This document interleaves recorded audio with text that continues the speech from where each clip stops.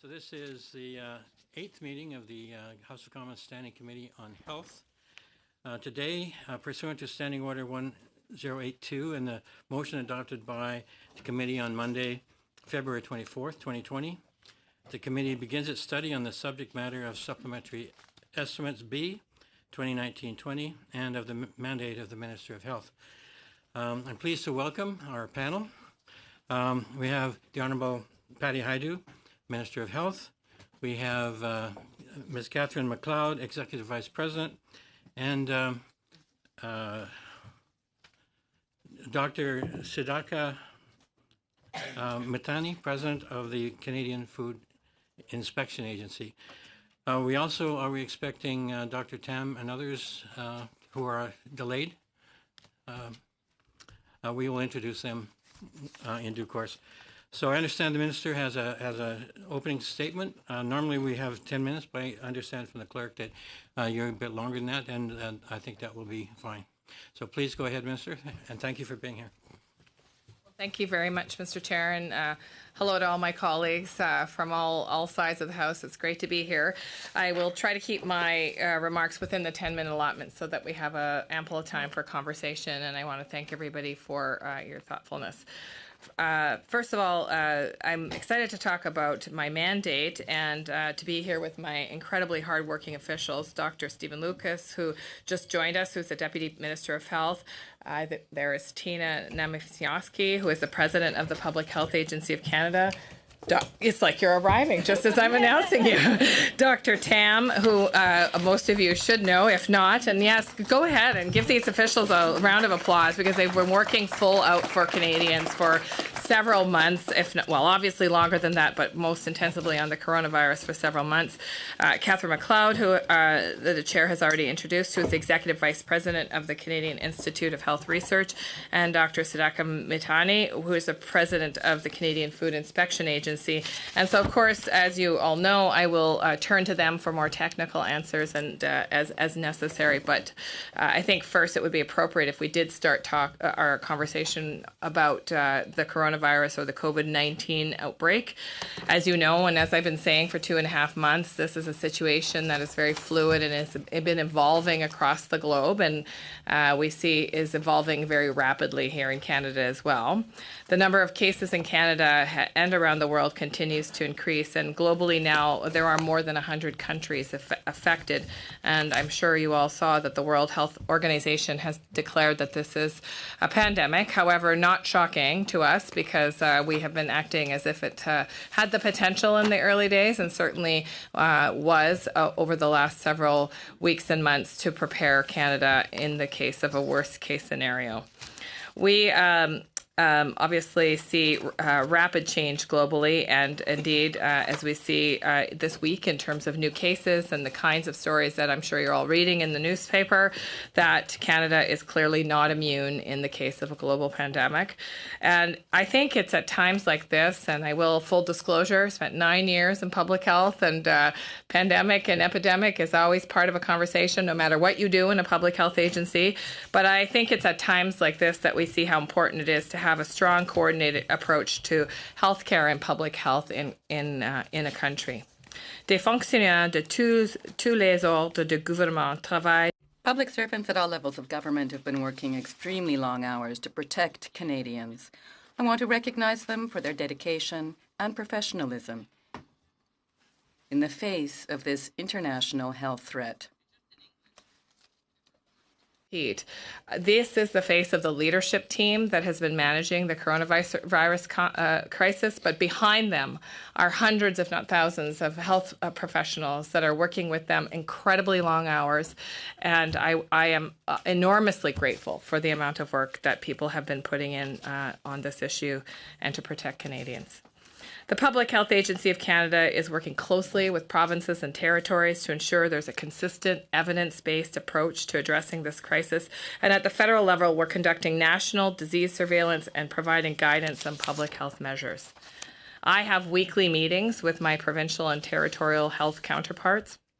And I've worked closely with health ministers of the most severely affected provinces on an as-needed basis. So we have each other's phone numbers. We talk to each other as situations arise. Our National Microbiology Laboratory is helping to confirm new cases of COVID-19 and conducting research to advance our understanding of the virus. And last week, I announced that the Canadian Institutes of Health Research is investing nearly $27 million over 2 years in coronavirus research. This investment will support research on diagnostic tools and candidate vaccines, as well as strategies to tackle misinformation, stigma, and fear, and understand how this experience that we're all going through as a world, and particularly in Canada, will change our population's thoughts and behaviors. I will also say that announcement now has obviously been surpassed by the announcement today of the additional $1 billion towards COVID-19 that will include a substantial commitment to additional research. And I will say that won't take us long to dispense that money to the incredible researchers we have across the country.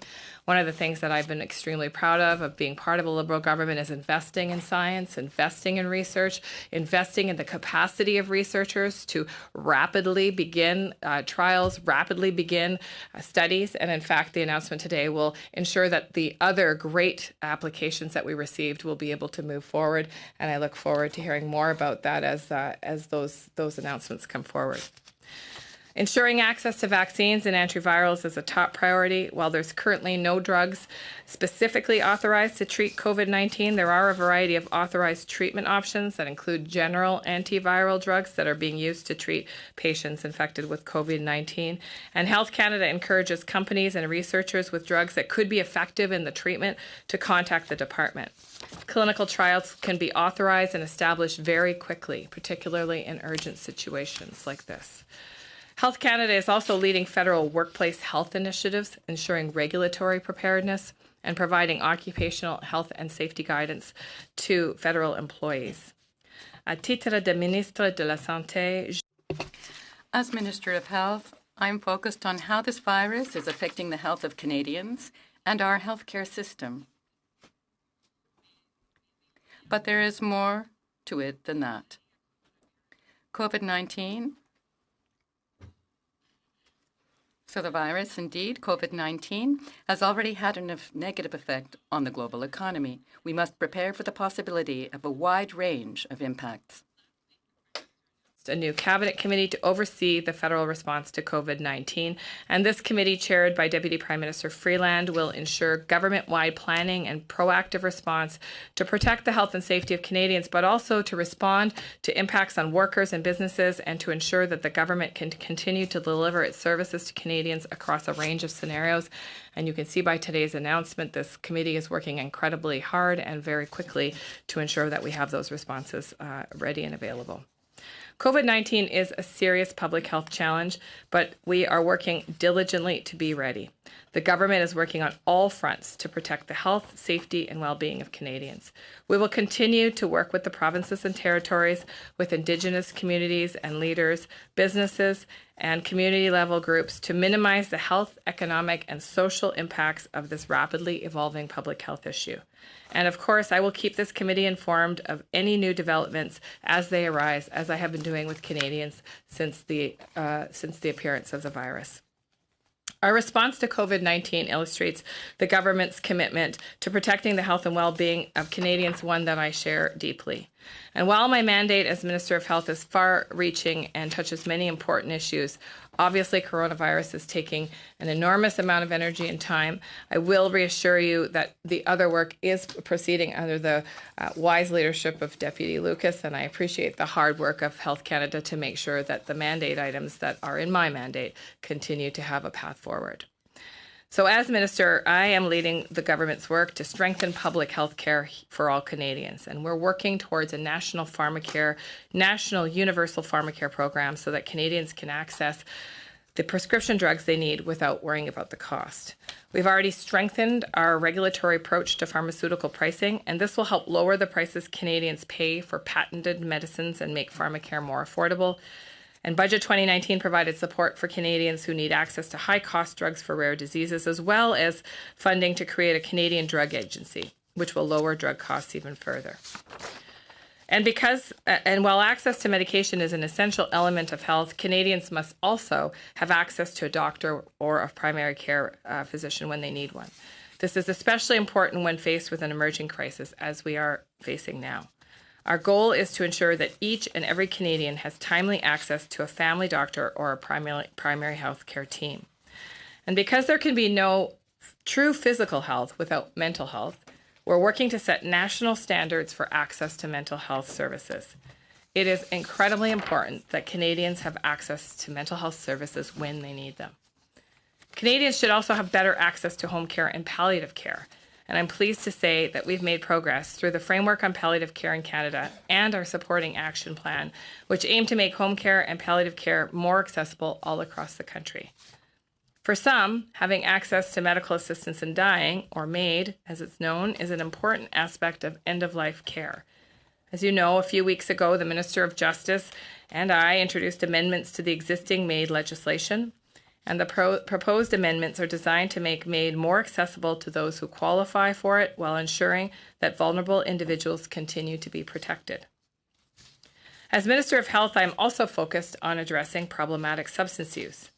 As you know, Canada remains in the grip of a deadly opioid overdose crisis, one that's claimed the lives of nearly 14,000 Canadians since 2016. This crisis requires a comprehensive, compassionate and evidence-based response. Nous devons protéger la population canadienne. We must protect Canadians from lethally potent, illegally produced synthetic drugs such as fentanyl. These drugs are deadly. They are psychoactive and they are now found in communities across the country and are the main cause of overdoses. Nous devons protéger les Canadiens des drogues psychoactives. Nous devons aussi nous intéresser aux causes de la toxicomanie, par exemple la santé mentale, les traumatismes et la douleur. Ces causes incluent également la stigmatisation qui marginalise injustement certaines personnes et les empêche d'obtenir de l'aide. Au moyen de nos efforts de sensibilisation et d'éducation du public, nous travaillons à mettre fin à la discrimination vécue par les personnes qui consomment des médicaments et des drogues. Pardon.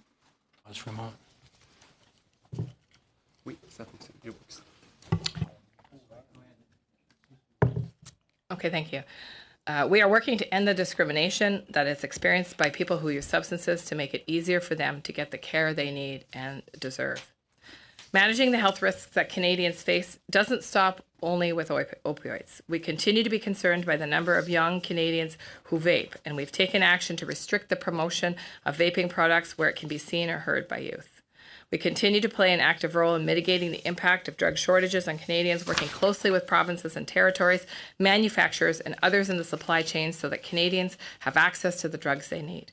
And we are taking action both domestically and abroad to address the growing public health threat of antimicrobial resistance. This year, we will release the Pan-Canadian Action Plan on Antimicrobial Resistance, which is being developed in collaboration with provincial, territorial, and non-governmental partners. My mandate also includes health promotion, and this is an area I know quite a lot about as a former health promotion planner. As part of this work, I'm collaborating with the Minister of Canadian Heritage to implement a Pan-Canadian concussion strategy and to raise awareness for parents, coaches, and athletes on concussion treatment.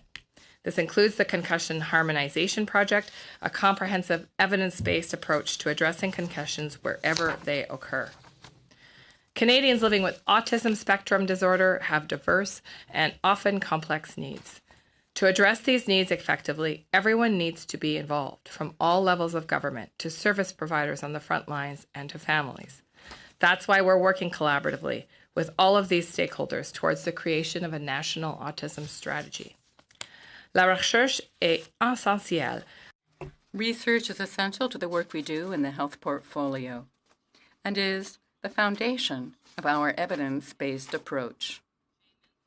Earlier, I mentioned our recent investment in COVID-19 research. This is just one example of our commitment to understanding the health challenges we face. Provided $2.4 million over 3 years for research on plasma donation by men who have sex with men. And this builds on ongoing efforts to reduce barriers to blood and plasma donation. And we're also working to ensure that sex, gender, and diversity factors are included in research initiatives.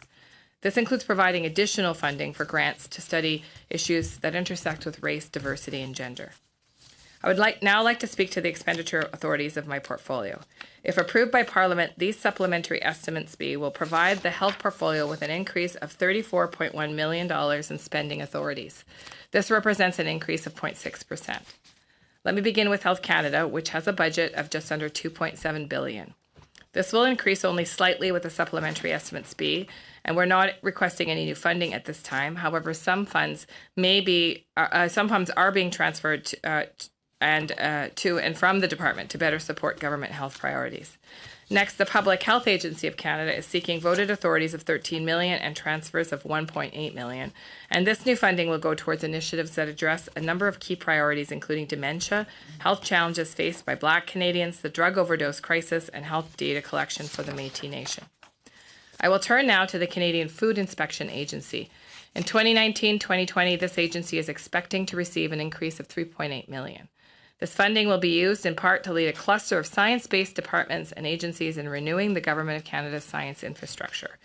Funding will also go towards the planning and design of the new Centre for Plant Health in Sydney, British Columbia, and this centre will conduct research into diseases affecting fruit plants and trees. Finally, I'd like to talk about the Canadian Institutes of Health Research, or CIHR, which is proposing an increase of $15.1 million. Of this, $2 million in new funding will go towards the BC Women's Hospital and Health Centre as part of the recently announced $10 million investment in research to eradicate cervical cancer in Canada. In addition, $12.4 million is being transferred to the CIHR from the Natural Sciences and Engineering Research Council for the Canada Research Chairs Program, and this is a tri-agency initiative to attract and retain a diverse community of researchers. Everything we do within the health portfolio is aimed at protecting the health and well-being of Canadians, and we are committed to doing our job efficiently and effectively. Pour ce faire, nous aidons non. This includes working with the provinces and territories to respond to COVID-19 and to strengthen the publicly funded healthcare system so that Canadians can have access to high-quality services. I look forward to working with this committee and all of my colleagues in the House of Commons to ensure that the health needs of all Canadians continue to be met. And I'm very pleased to take your questions. Thank you, Minister. And with that, we'll go to our first round of questions, starting with Mr. General. 6 minutes, please. Thank you, Mr. Chair, and thank you, Minister, and everyone here at the committee today. I just want to start first to you, Minister. We will continue to ask the tough questions in the House and here at committee, but you absolutely can continue to count on our support on this side of the table, as you and I have had many personal conversations, and I certainly appreciate the opportunity to connect with you. The tough questions, though, Minister. Right now, we're seeing a number of organizations, sports organizations, the NBA, the NHL, who are considering stopping having crowd events that have massive crowds. There's massive gatherings around the world where we're seeing they're canceling events or crowd participation. Hoping that you could perhaps weigh in on to what point does it get to the point where the government and essentially you and your team weigh in to stop these events, if that were the case here in Canada. Well, thank you. And in a federation like ours, obviously we have a shared responsibility for those kinds of decisions with provinces, territories, and local governments. And so depending on the size of the event, there are guidance documents for all planners, by the way, available on the Health Canada website, coronavirus website, with a link to the risk assessment tool. But those planners can work very closely with local public health units, depending on the size. Obviously, provincial public health units are providing guidance, and the federal government provides guidance either as asked or asked to support those decision-making processes, but also if there is a federal intersection. For example, if we funded the event, if it's a federal event, those kinds of things. So the tool is quite comprehensive, and it asks a number of questions around the kinds of participants and the setup of the organization. Sorry, Minister, I don't mean to interrupt to be rude, just that we're short on time. Even though, as of today, that the WHO has said, and I quote, "We are deeply concerned by both the alarming levels of spread and severity and by alarming levels of inaction," and has called countries to take urgent and aggressive measures. Has there been a discussion since the WHO's indication of the pandemic in terms of large gatherings and events? I'll remind the members that we've been acting as if we are in a pandemic since the beginning. When we noticed the small cluster of illnesses in Wuhan, we knew that this was an issue of significant concern. Dr. Tam is an expert advisor on the World Health Organization committee that continually reviews the evidence, and so we've been having these conversations daily. In fact, we have a daily call to connect about the situation in Canada and what kinds of decisions we may be asked to make. I will also let you know that the decision around events is a shared one. It is a shared one with local. You can imagine that local communities would be quite concerned if the federal government was to take those steps. The decision that we make are commensurate with the risk. And so that is why the risk assessment tool is so important.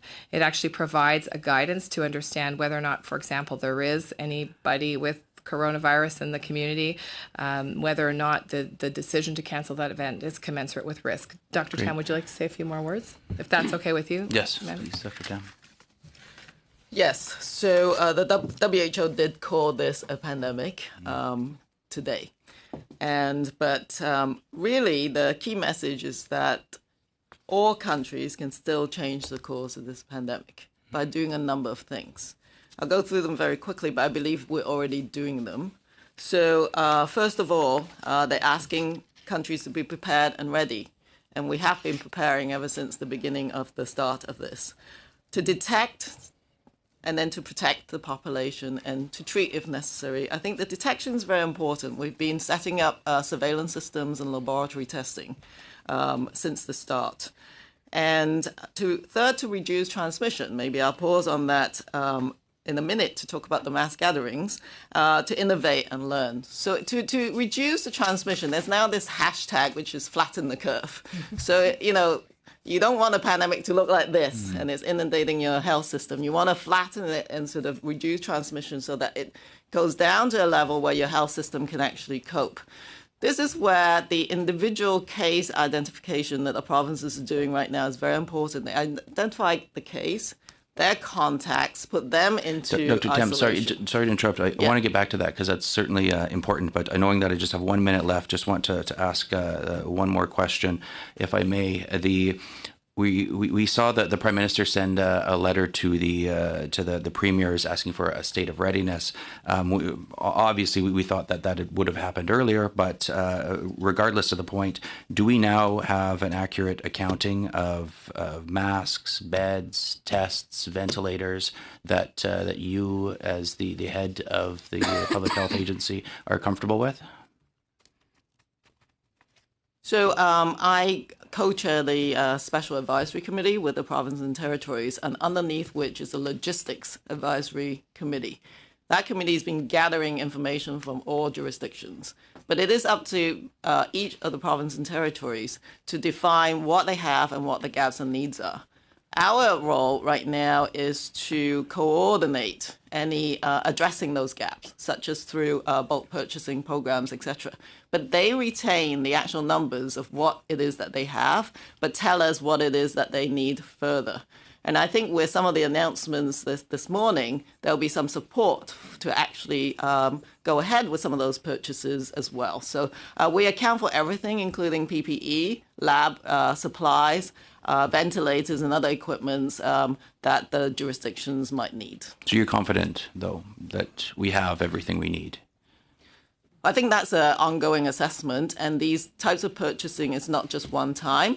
I think with the evolution of the needs, some of the jurisdictions might say, well, we need some more of another thing. And so we're there to prepare to be ready to help with that purchase. Thank you, Mr. General. We go now to Mr. Kellaway. 6 minutes. Thank you, Mr. Chair, and hello, Minister, and hello, witnesses, and thank you again for all the work you're doing on the coronavirus, but other pressing work that you do on a daily basis. Minister, a study on Nova Scotia healthcare reported that as of January 1st, 2020, 40,000 Nova Scotians are in need of a primary healthcare team. Your mandate letter includes a commitment to Canadians that they'll have access to a primary healthcare team, something that will impact the communities that I represent. Can you update us on the progress of that commitment? Thank you very much. And, coming from Northern Ontario, I can tell you that I look at my colleague, MP Pulowski, who is a physician in Northern Ontario and probably has more expertise on knowing what the demand is in Northern Ontario than I do. But certainly it is something that I hear at the door all the time. The struggle to access primary care is real, and it is more real in some parts of the country where there is a shortage of physicians or a shortage of primary care people. So it is in the front of everybody's mind. And I would say that obviously we believe that every Canadian should have access to a primary care physician. And I think a time like a coronavirus crisis or other kinds of public health crisis drives home the importance of a public health care system that is accessible. The primary care health teams that we know are doing such a great job all across the country obviously feel very strongly as well that they need extra capacity to be able to deal with the demand that people are saying that they have. So this will require a partnership with the provinces and territories. And, as we've spoken about with responding to the coronavirus, everything we do in the health portfolio is in partnership with provinces and territories because there's a jurisdictional responsibility for them to provide the care and for the federal government to be a partner in providing that care. We've made significant investments with close to $42 billion provided to provinces and territories this year through the Canada Health Transfer, and that is a significant increase. It's nearly $10 billion more than what was provided in the last year of the Conservative government when they left office in 2015. And this is about the stability and the predictability and long-term funding that actually acknowledges the rise in costs as well. We have an aging population, as you know. Things are more expensive. Salaries go up. So we have to be reflective of the fact that costs rise and that we have to keep pace with those rising costs. And we're going to continue to work with provinces and territories to reach that goal that everybody has access to primary care. I'm looking forward to the innovation that's happening in this space all across the country, and many provinces are trying really neat things to actually deal with remote communities that have very poor access. And as that develops, I will definitely come back and report more. How much time do I have, Minister? 3 minutes. Sorry, Mr. Chair. Minister, I just promoted you. How much? 3 minutes. Okay. I'd like to just change gears just a little bit. The wait times for folks in Cape Breton and mainland Nova Scotia, northeastern Nova Scotia to be exact, for mental health services is in around 300 to 424 days, rather. That number grows each year as mental health services become overburdened, while fewer doctors are available and even fewer services are offered. Your mandate letter includes a commitment to standardize access across Canada for people to access these services, and services that can take up to 3 years to access in communities in Nova Scotia. This is something that is pressing on Cape Breton Island and northeastern Nova Scotia. Just looking to, in the same vein as the first question, just to get an update on where we are, particularly with mental health services in relation to your mandate letter.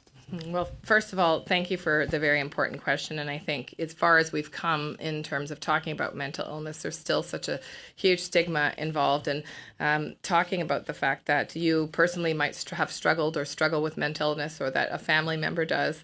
And yet so many of us have a very personal story around mental illness, whether it's in our own family or someone else that we love. So I want to acknowledge, first of all, how brave people are when they come forward and they talk about that publicly, and when they share their story, because it actually empowers other people who are living with mental illness to share their stories as well. It's important to remember that we've made the largest investment in mental health services in Canadian history, an unprecedented $5 billion over 10 years to the provinces and territories, and it specifically targets improving mental health services that provinces and territories provide. And we're going to work, as you said, keep working on setting national standards, because what we know is where you live oftentimes determines the quality of care that you get or the variety of services that you need. As someone who's worked extensively in this area, I can tell you that it's incredibly important to me that people have access to services that meet their specific needs. And we know that oftentimes we can get acute services or maybe not preventative services, or vice versa, depending on the community. So those standards are going to be very, very important, because it will give Canadians reassurances that no matter where they live in the country, they will have access to services that are equivalent to people that live in another part of the country. And I will come back and report to you how we proceed. I'm looking forward to the meeting shortly with my counterparts, provincial and territorial counterparts, where we'll get an update from them on the work that they're doing on those standards. Thank you. Thank you so much. We look forward to that update. Thank you. We go now to Monsieur Thériault. Allez-y. 6 minutes. Président. Thank you, Chair. Ladies and gentlemen, welcome and thank you for being here with us. Madam Minister, you have spoken of MAID and the coronavirus. During a study that we undertook about palliative care, experts came before us to say that the delivery of palliative care,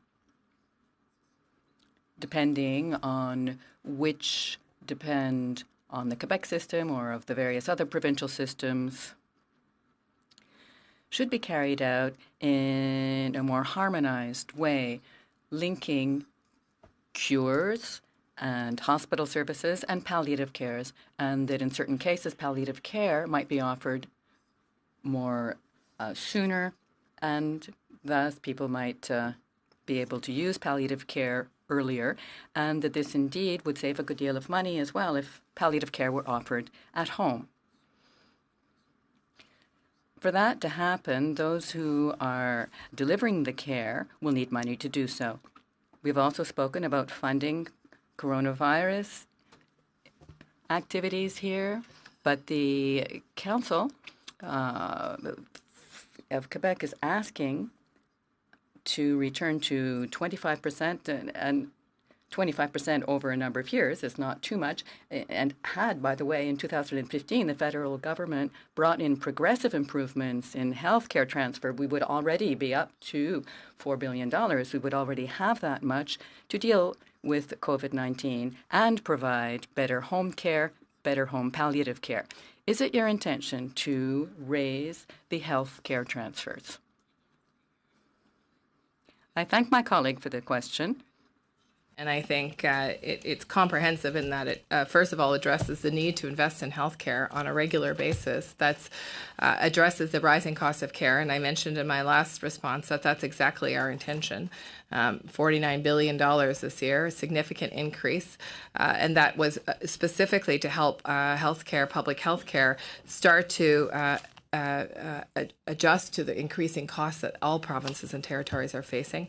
I had an opportunity to meet with Minister McCann on Friday, and she is pleased with the work that we're doing and looks forward to further conversations about how we can ensure that healthcare is strong and robust in Quebec, but also all across the country. And as part of that, I think you're absolutely right. I think we take for granted sometimes the public healthcare system that we have, and then when there is a crisis like coronavirus, realize that we should not be attacking, for example, local public health, which has been the case in Ontario, for example, things that are extremely useful in protecting the health of Canadians.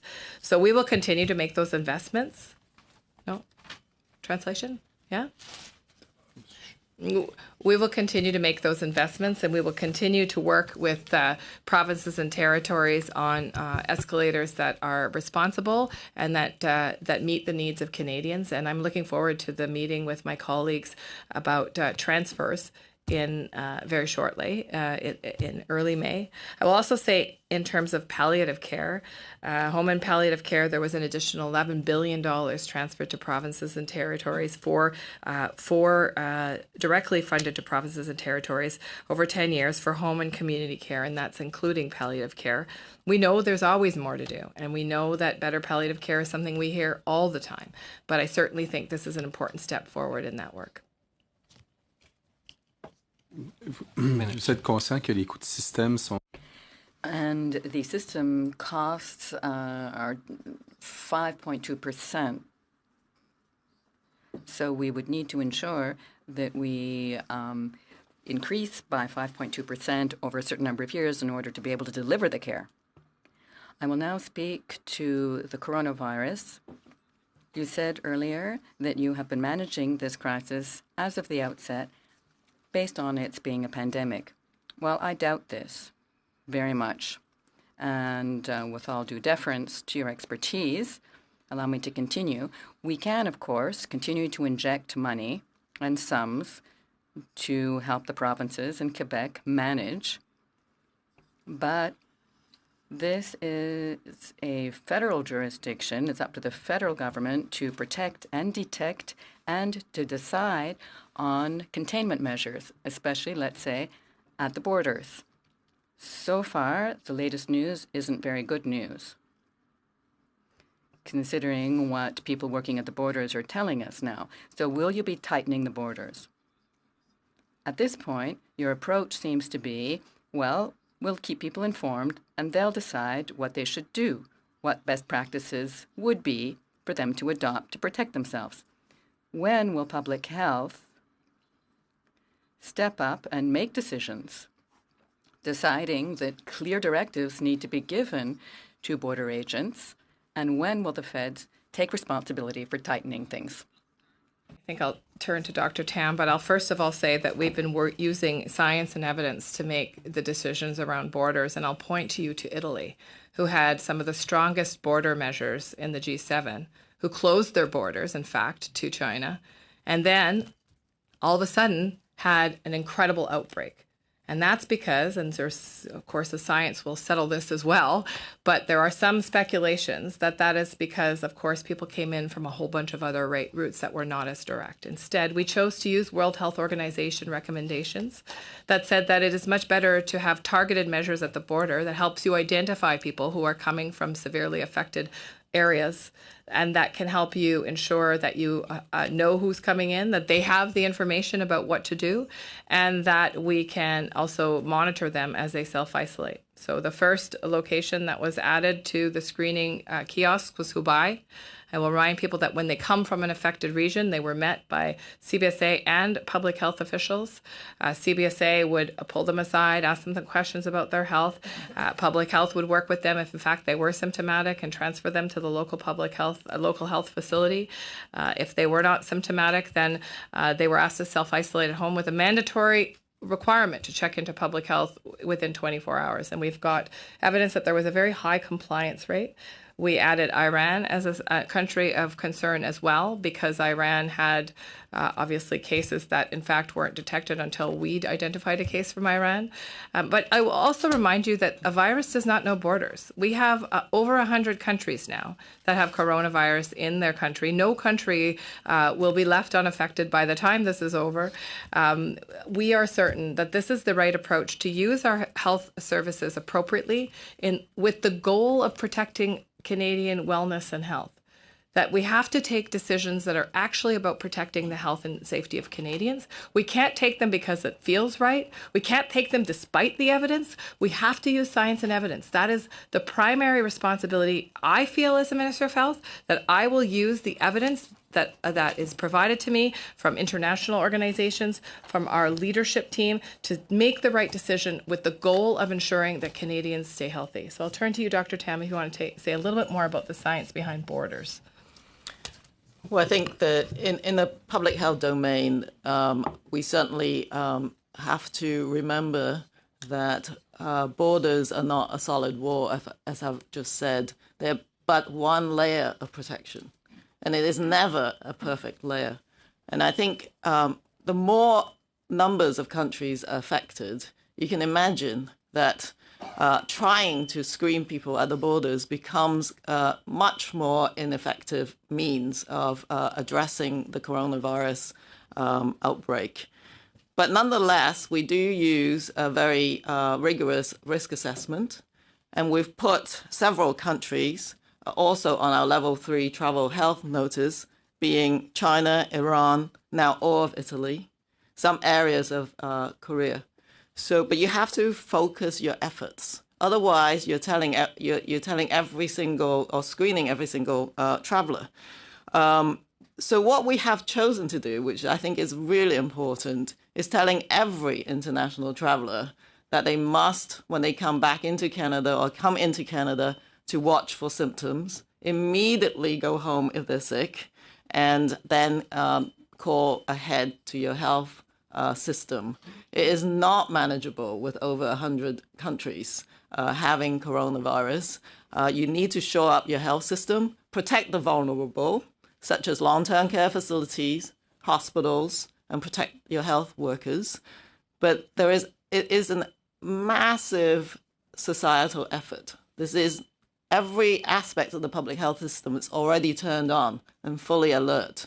But you cannot flatten this curve without every member of the public working with you. So that's why I think while borders is one layer, the other layers are actually more important if you're going to actually do something about breaking any chains of transmission in Canada. But I do know that we have really stepped up our presence at the border. And I think the border is the moment for education and telling people what to do when they come in. So maybe our president of the agency would like to comment on that. Thank you, Mr. Chair. I think what is very true is we've worked very closely with our colleagues at the Canada Border Services Agency. In fact, as I was running in here, I just got off the phone with the president of that agency, just to check in to make sure that indeed we are very focused at our borders, our airports, as well as our land border. We have to remember that we're focused on all ports of entry into Canada and that we're applying the measures that have been articulated by Dr. Tam at all ports of entry. And we constantly remain in touch and ensure that we're supporting all of our officials that are working on the front line so that they have access to the information that they need to be successful in the execution of their duties pursuant to what we're trying to accomplish by way of public health. Merci, Monsieur Thériault. Mr. Davies, 6 minutes, please. Thank you, Mr. Chair. I want to start by stating that I think there's a very strong message from Canadians that they understand the COVID-19 public health issue to be one that is completely nonpartisan. And I think they want to see all politicians working together. In my province of British Columbia, I think Dr. Bonnie Henry and Health Minister Adrian Dix have done an outstanding job in working across party lines and delivering information to the public and striking exactly the right tone of being calm and yet conveying accurate information. And I think it needs to be said that I think the same thing can be said about you, Dr. Tam, and you, Minister Hajdu. Maybe we don't say this in politics enough, but I want to thank you for the leadership that you've shown. And I know this has been a very trying time, and I think all Canadians are very proud of the way that our healthcare system has responded, and particularly you may not have been as quick to pick up on the sage advice of the New Democrats as we would like, but we're going to continue to offer you the best information we can. But I want to say thank you, and we appreciate your work. Minister, what are your projections for mild, moderate, and severe outbreak in Canada? Well, I actually think this is a better question for Dr. Tam as it's a medical one, but there, as you know, research is evolving as we are understanding the experiences of other countries who've gone through the wave earlier than ours. And so I will turn to Dr. Tam because that is a more medical question. Thank you. Is there a quick answer to that, Dr. Tam?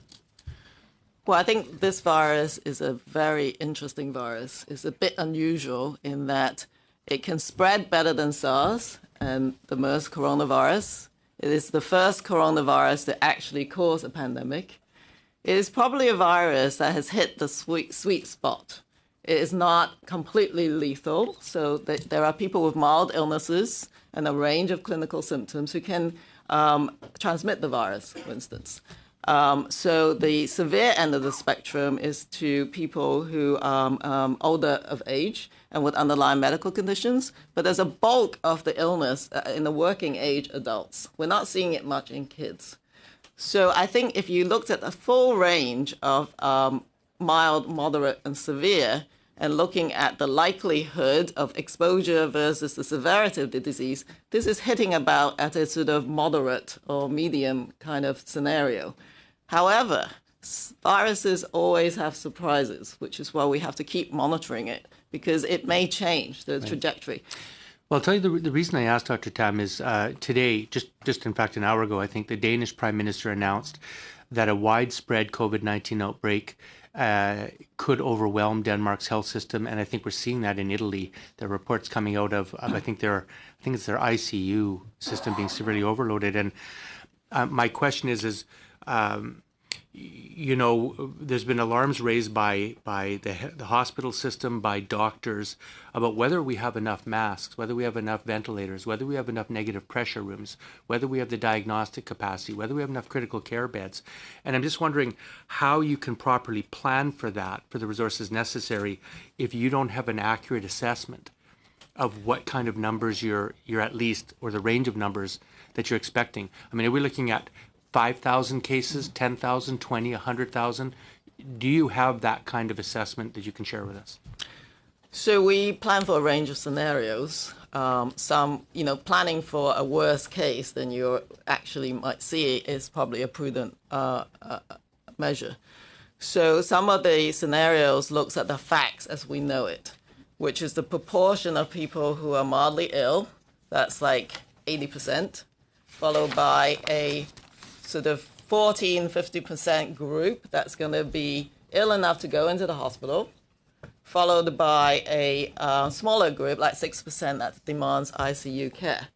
Right now, it's very difficult to determine the proportion of people who may die from this illness, unfortunately, because the global numbers will change day by day, and we don't know for certain. But I think we can assume that this is a outbreak that's actually very serious. If you looked at influenza, its mortality is to the 0.1% case fatality.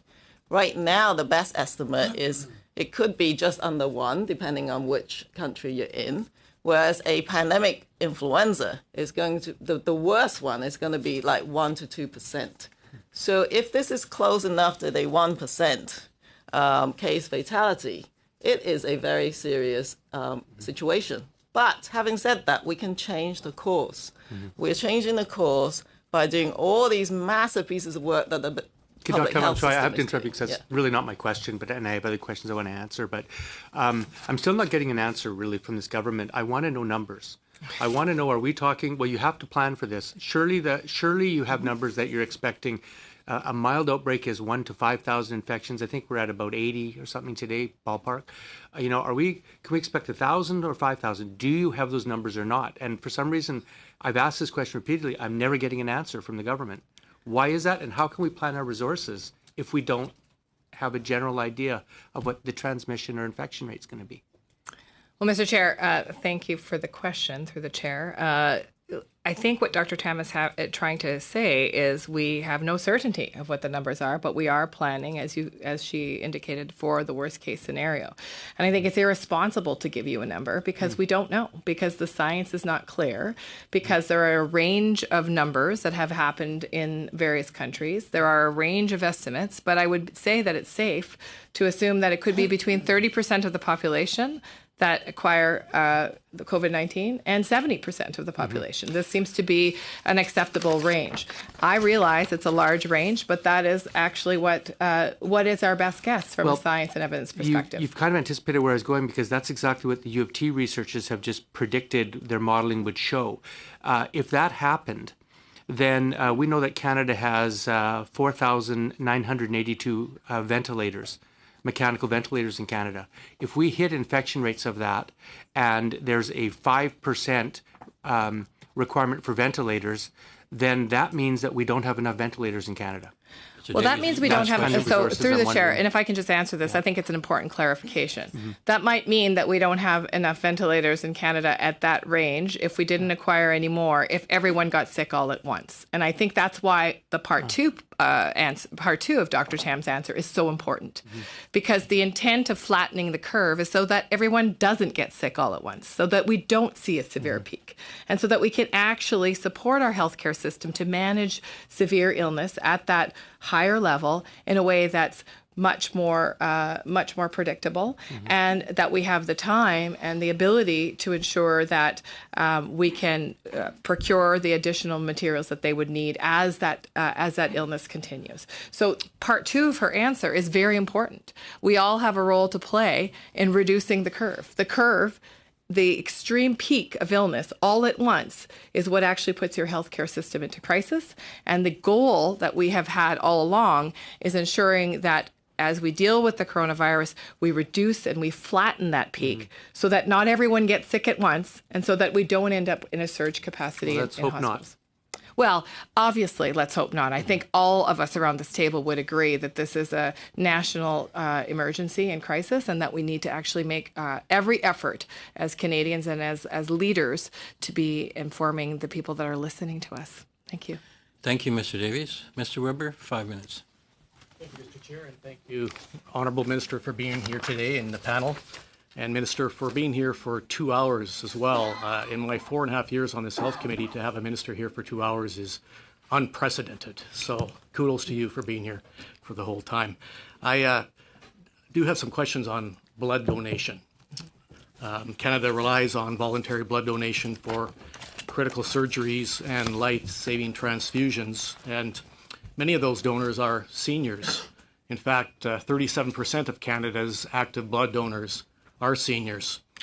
So I guess my question is, what impact from COVID-19 do we foresee or are experiencing now regarding blood donation rates? Because currently our national blood inventory, as of today, has only 2 days of O-negative blood in supply. And so it is a concern. So my question is, how will the government ensure Canada has its needed blood supply? Well, thank you very much, and I'm glad you've identified that as an issue that obviously could be affected by a large number of people who are ill. We continue to work on ensuring that we have an adequate supply of blood, and I think I'll turn it to Deputy Lucas to give you some more details.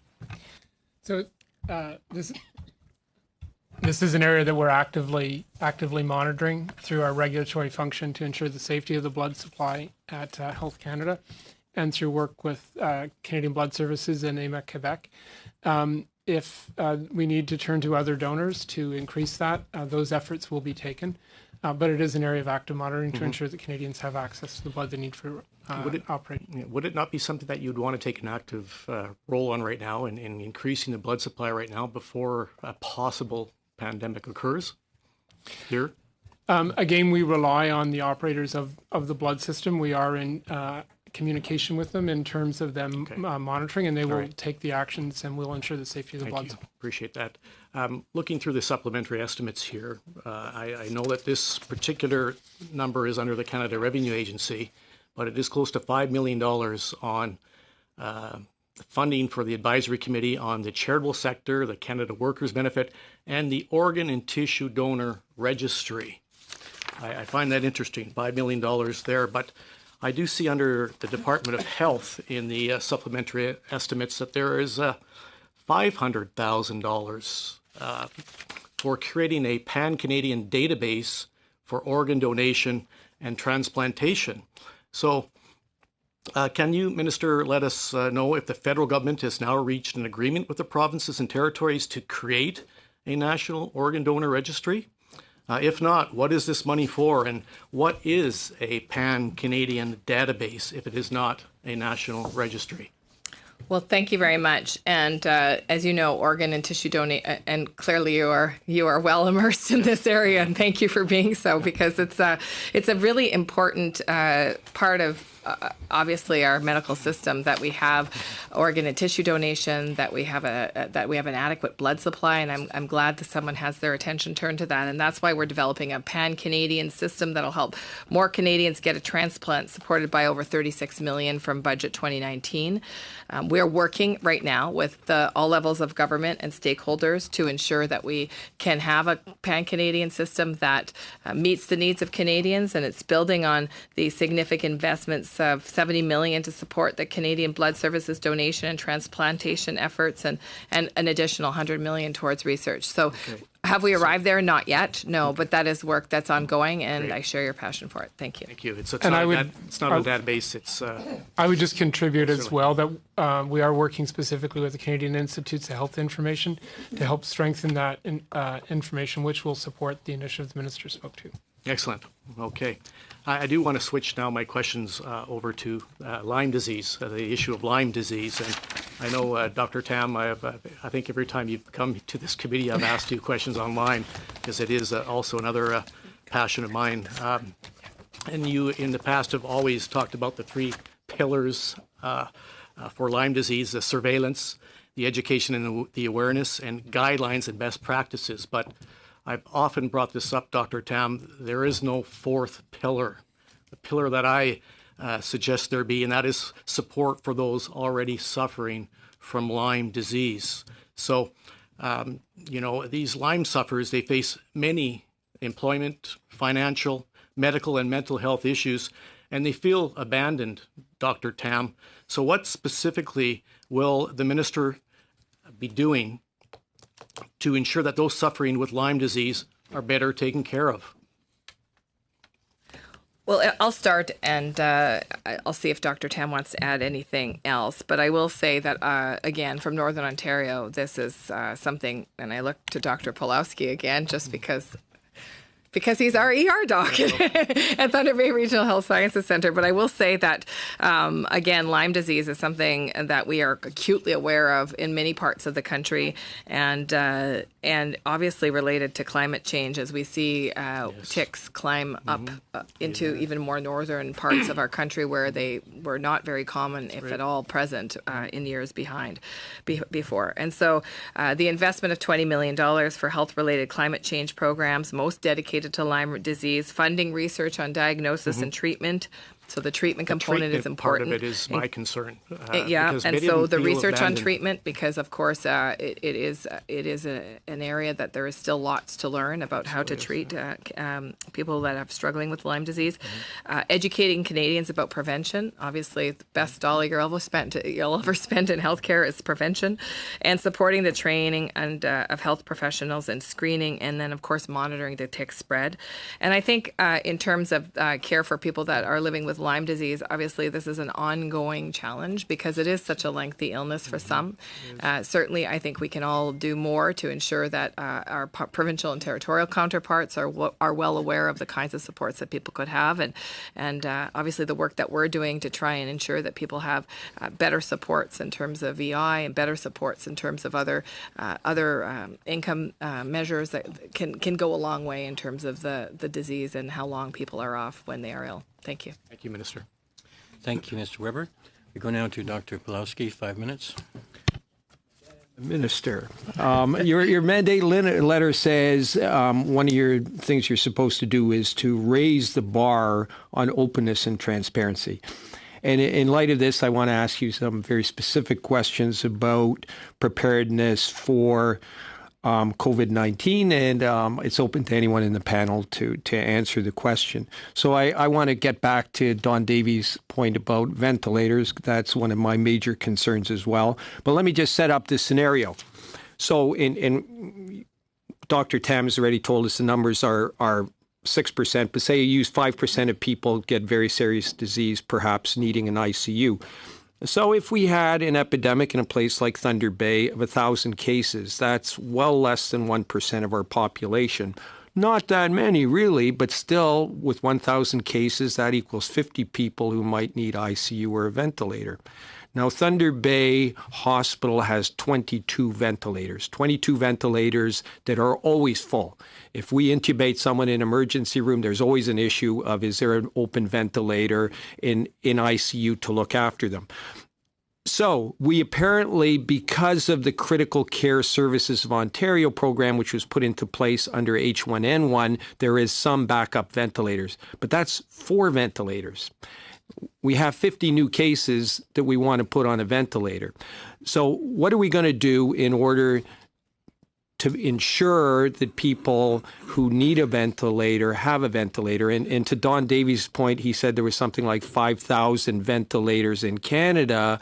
But the thing you have to remember, those are probably 5,000 fully occupied ventilators. So what's going to happen when we need more ventilators? So are there provisions, and what provisions are in place in order to potentially rapidly respond to a requirement for more ventilators?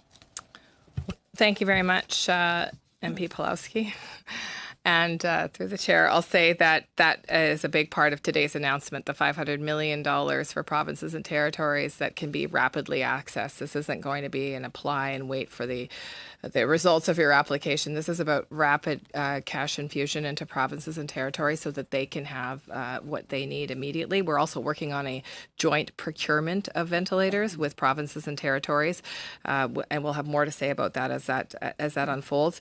I know my colleague, Mr. Genereux, mentioned the letter from the Prime Minister to the premiers, but I've been communicating with the Ministers of Health for a very long time, and so they have been indicating to us on an evolving basis what they might need. Of course, we are prepared to do more. If, in fact, there is an additional need for more supports and more measures, we will do that. And, of course, it will be up to the provinces and territories to tell us exactly what those measures are.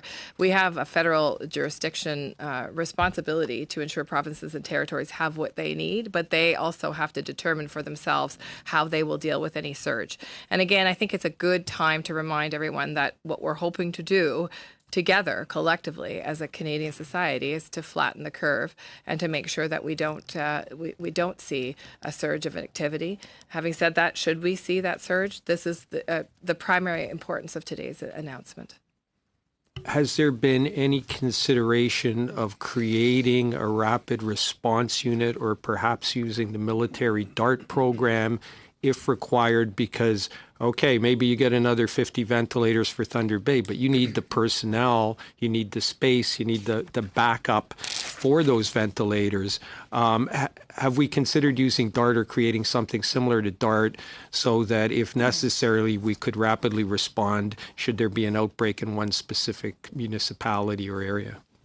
So thank you very much. Again, it'll be important to understand from the provinces and territories in live time as well as in planning what they specifically need. But yes, I've had personal conversations with Minister Sajjan about the ability to tap into the capacity of the Canadian military. Should we need expertise? Should we need human resources? Should we need specific measures? And they've already been very active in the repatriation process and without hesitation, I will say. And these are incredible professionals that work for us at CAF who have a variety of different expertise and levels of engagement in terms of healthcare, but other allied professionals that we can rapidly deploy should we need to, and those conversations are ongoing.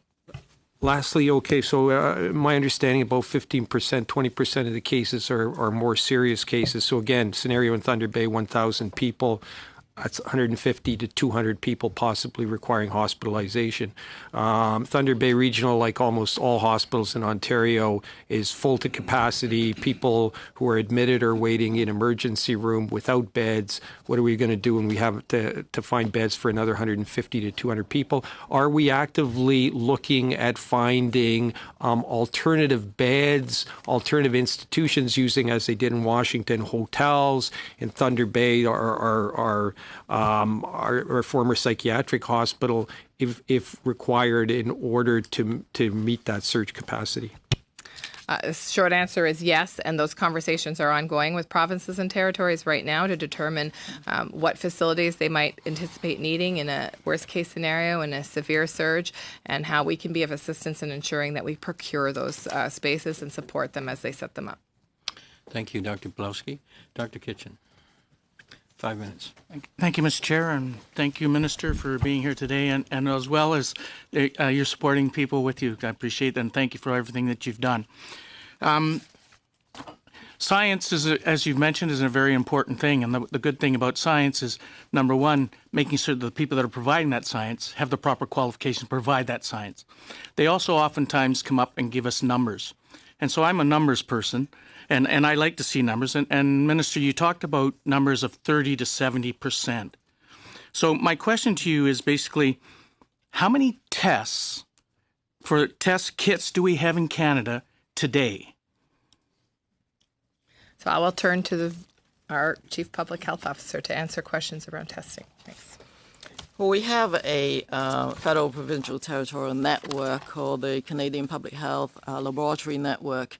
And I always say that the capacity changes rapidly, I think, on an ongoing basis, as in being able to ramp up that capacity. And so I think, obviously, when we first started, it was an entirely new test. And there's few cases you have to test it in the Winnipeg National Microbiology Lab. Now, every jurisdiction, some of them are now don't have to send anything for validation. Ontario, Quebec, Alberta, British Columbia can all do their own testing. And sorry for interrupting, but the bottom line is the test, which we should know, is basically a swab and a swab in the back, deep down into the back of the nasal cavity. So that test is being done. So that kit has to be there. How many of those kits do we have in Canada today? Well, that's also in the area of every jurisdiction in the province territories. What I have been able to gather is that right now... What I'm hearing is you don't know the number of tests that we have today. Is that correct? We have the capacity to do at least 2,400 a day. Okay. But ramping up, the estimate is that we can go to 16,000 a day. Okay, perfect. Thank you for that. So if we have 16,000 tests that we could go to today, where are those tests made? There's different components. Obviously, you have to take a swab, so there's a kit. Right. But where is that kit made? Is it made in Canada or is it made overseas? There are different options, and which is why creating that logistics group allows us to explore all options. So, of course, the whole world wants all of these things, right? So, and there are needs like globally, and some of these are global supply chains. So we're looking at all of those, but also looking at the possibility of whether we can look at some domestic capacity as well. Okay. So we pulled a few departments together to see if, is there somewhere else in Canada who isn't really making it now? So we have people in Canada that are producing these tests for us, correct? So we're not dependent on another country like China to produce these tests and bring them to Canada. So we're looking at, where we can, of course, we'll continue to purchase it. But where we're looking at an additional surge, we are looking at some domestic capacity. Okay. Thank you. Minister, you talked about the demand earlier in your presentation about demand to access, in an answer to one of the questions you received earlier on the demand for access for primary care. You talked about the billions of dollars that we're giving. You also talked about wait time, or the question was about wait times. And again, you talked about the money being given to that. And that's great. We're seeing this money. But you didn't answer the question, which was what steps are you taking to improve our primary care services? And what steps are we doing to decrease the wait time? So I'm wondering, can you give us at least one answer as to, not the financial one, but what steps is the government taking to answer these questions? Well, I think what's important to remember is that there have historically been no outcome measurements with transfers, health transfers, as you know, and very few kinds of accountings for where exactly the transfers go and how they actually result in better care. So there's no accountability for where that money goes. Historically. And I will say that those are the kinds of things that we've been working on with provinces and territories. There's a shared set of outcome measurements. Now, you can imagine that provinces and territories, given that they have the jurisdiction to deliver services, obviously have a desire to continue to be able to do that in a way that's appropriate to their populations. And so we continue to work with the provinces and territories on setting standards such as the mental health standards that I spoke about earlier that we can all agree on and that we can ensure that we have better accountability. So what steps can you name to us here today, inform us, or tell us where we can find one of the steps that's been taken on the mental health issue? So as I said, this is an ongoing piece of work. The provinces and territories have agreed that mental health standards are important, but now it is the process of creating a shared set of standards, which, as you know, will require negotiations with the provinces and territories. And I will say, I profoundly respect the work that the provinces and territories are doing, and I profoundly respect that they have jurisdiction over delivery of services. And that's why it's important that we work together as a federal partner and that we don't impose standards that they may feel are unrealistic or don't meet the needs of their population, and yet that we do arrive at a set of standards that Canadians can count on that can measure themselves. Minister, in the last government, the health committee... Dr. Kitchen, it's done. Oh, good. Sorry. Thank you. Ms. Sidhu, 5 minutes. Thank you. Thank you, Minister, for your leadership and the panel. You're doing an awesome job. Thank you very much for being here today. Minister, my riding is Brampton South, and it's as known as a hot spot for diabetes, especially Peel area. Too many in my community are feeling the effect of the diabetes. And Minister, I have put forward a private member's bill to establish a national diabetes framework. Can you tell us what the government is doing to decrease the number of Canadians with the diabetes, which is rising each year? Excellent. Thank you very much, MP Sidhu. And also, thank you very much for your work on diabetes. And I know it's been a passion of yours for a very long time. And I look forward to reviewing your private member's bill with you and working with you on reducing the incidence of diabetes and supporting the treatment of diabetes across Canada. We know that 3 million Canadians, about 3 million Canadians, are living with diabetes, and 200,000 new cases are diagnosed each year. And so we've been making investments in research and prevention and early detection of diabetes so that fewer Canadians develop this condition and that better treatments are available when diabetes occurs.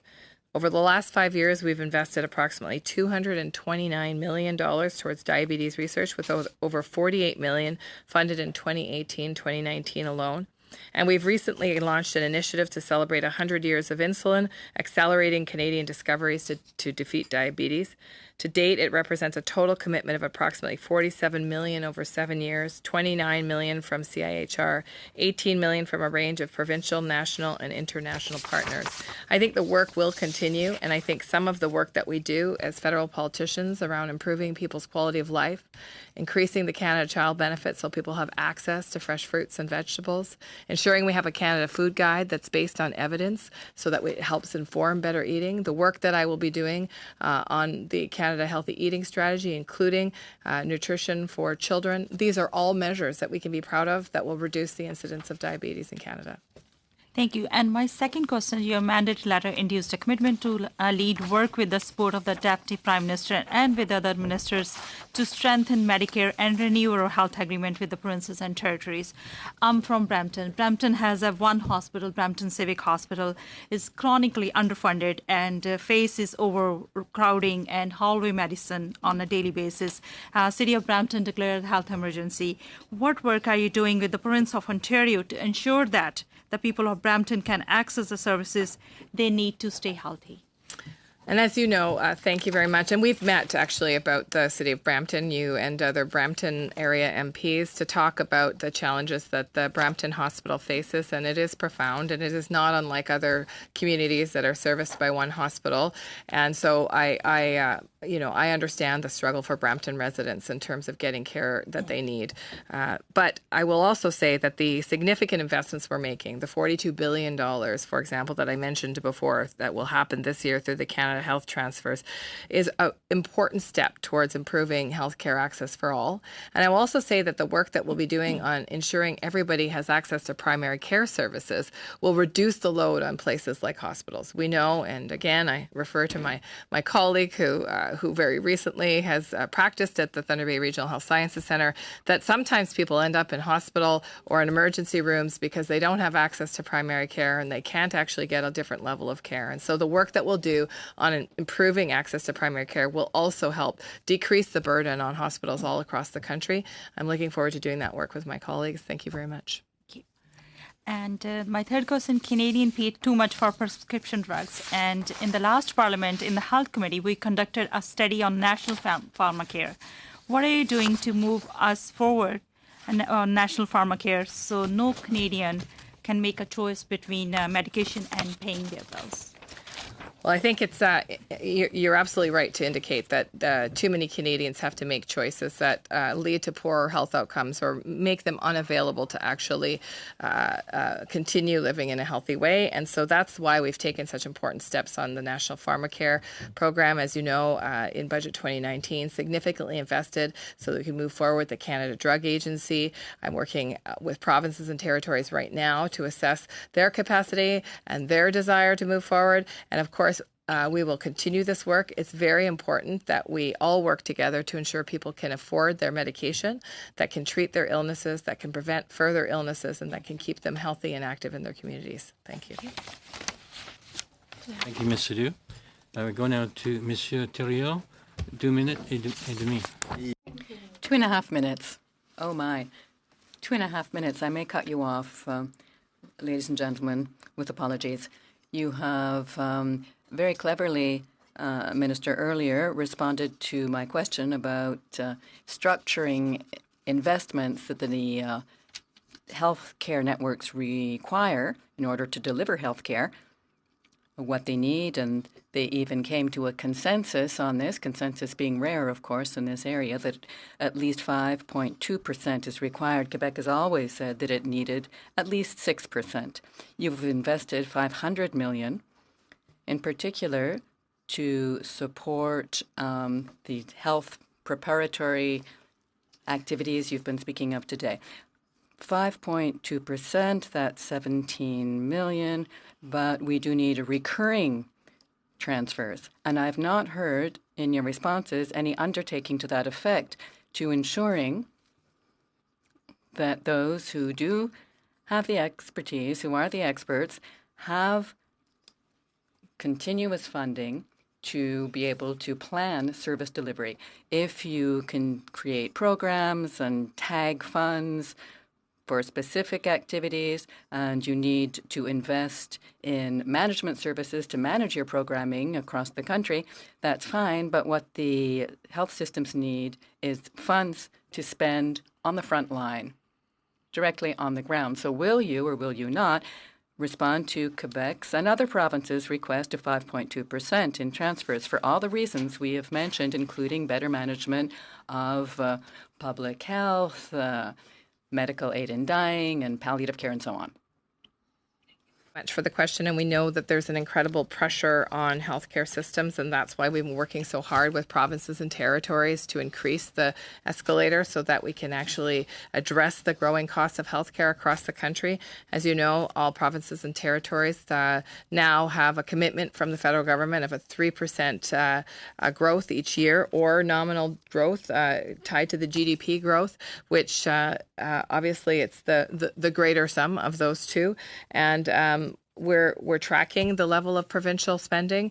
We're making sure that we understand that we are getting good value for the dollar, and we will continue to work with provinces and territories to understand their need and to make sure that the transfers result in better care for all Canadians. Merci, Monsieur Thériault. Thank you, Mr. Thériault. Please. Minister, it's been almost a year since the final report of the Hoskins Advisory Council on the implementation of National Pharmacare was released, and as you know, it recommended that Canada implement universal, single-payer public pharmacare. We know your cabinet colleague, Finance Minister Morneau, has been very clear that he would prefer a private patchwork approach rather than the universal single-payer plan that Dr. Hoskins recommends. Minister, as the Minister of Health, and given you've had now 6 months to assess Dr. Hoskins' report, what is your position? Do you agree with Dr. Hoskins or Minister Morneau? Thank you very much, MP Davies. Listen, as I've said repeatedly, and as our government has said repeatedly, that no Canadian should have to choose between drugs and food on the table. And I have met with both. Obviously, I've met with Minister Morneau many, many times, but I've also met with Dr. Hoskins, and I want to thank him first of all for the volume of work that he led with the committee to ensure that we have such a comprehensive report. In Budget 2019, we announced those next steps, those critical next steps toward the implementation of National Pharmacare. We've been working with provinces and territories and stakeholders to get a better sense on how we create the Canada Drug Agency together. We've taken steps forward in terms of creating a national formulary and creating a national strategy for high-cost drugs for rare diseases. I have had conversations with all of my provincial and territorial partners. I will continue to push them to work with the federal government to ensure that they agree that we need a national pharmacare for all. Thanks, Minister. Now, under the Canada Health Act, I'd like to turn to that. Minister, your mandate letter instructs you to ensure compliance with the Canada Health Act on matters of private delivery and extra billing. Yet, the Liberal government has allowed the province of Saskatchewan to violate the Canada Health Act for 4 years by permitting access to private MRIs So, and now we know that wait lists for public MRIs in that province have doubled over the last 4 years, while wealthier Canadians are allowed to pay their way to get to the front of the line. Why haven't you shut this down in Saskatchewan or penalized the government of Saskatchewan as you're obligated to under the Canada Health Act and as your mandate letter requires? In fact, my deputy is just writing me the date because I knew that we had just recently done something. So the diagnostics policy takes effect on April 1st, 2020. We will enforce the Canada Health Act. We have enforced the Canada Health Act, and we've been the first government in a long time to enforce the Canada Health Act. It's a priority for the Prime Minister that we uphold the principles of the Canada Health Act so that we protect this public health system that, as we all can see, is so valuable to all So Canadians. on April 1st, you'll be withholding money from Saskatchewan on a dollar-per-dollar basis? It will follow the process that we have in terms of the Canada Health Act, where provinces provide reports, we assess, and on that basis make deductions, and if they change their policies, reimburse them. So you're going that to approach ask is for a codified. report, or are you going to start deducting on April 1st?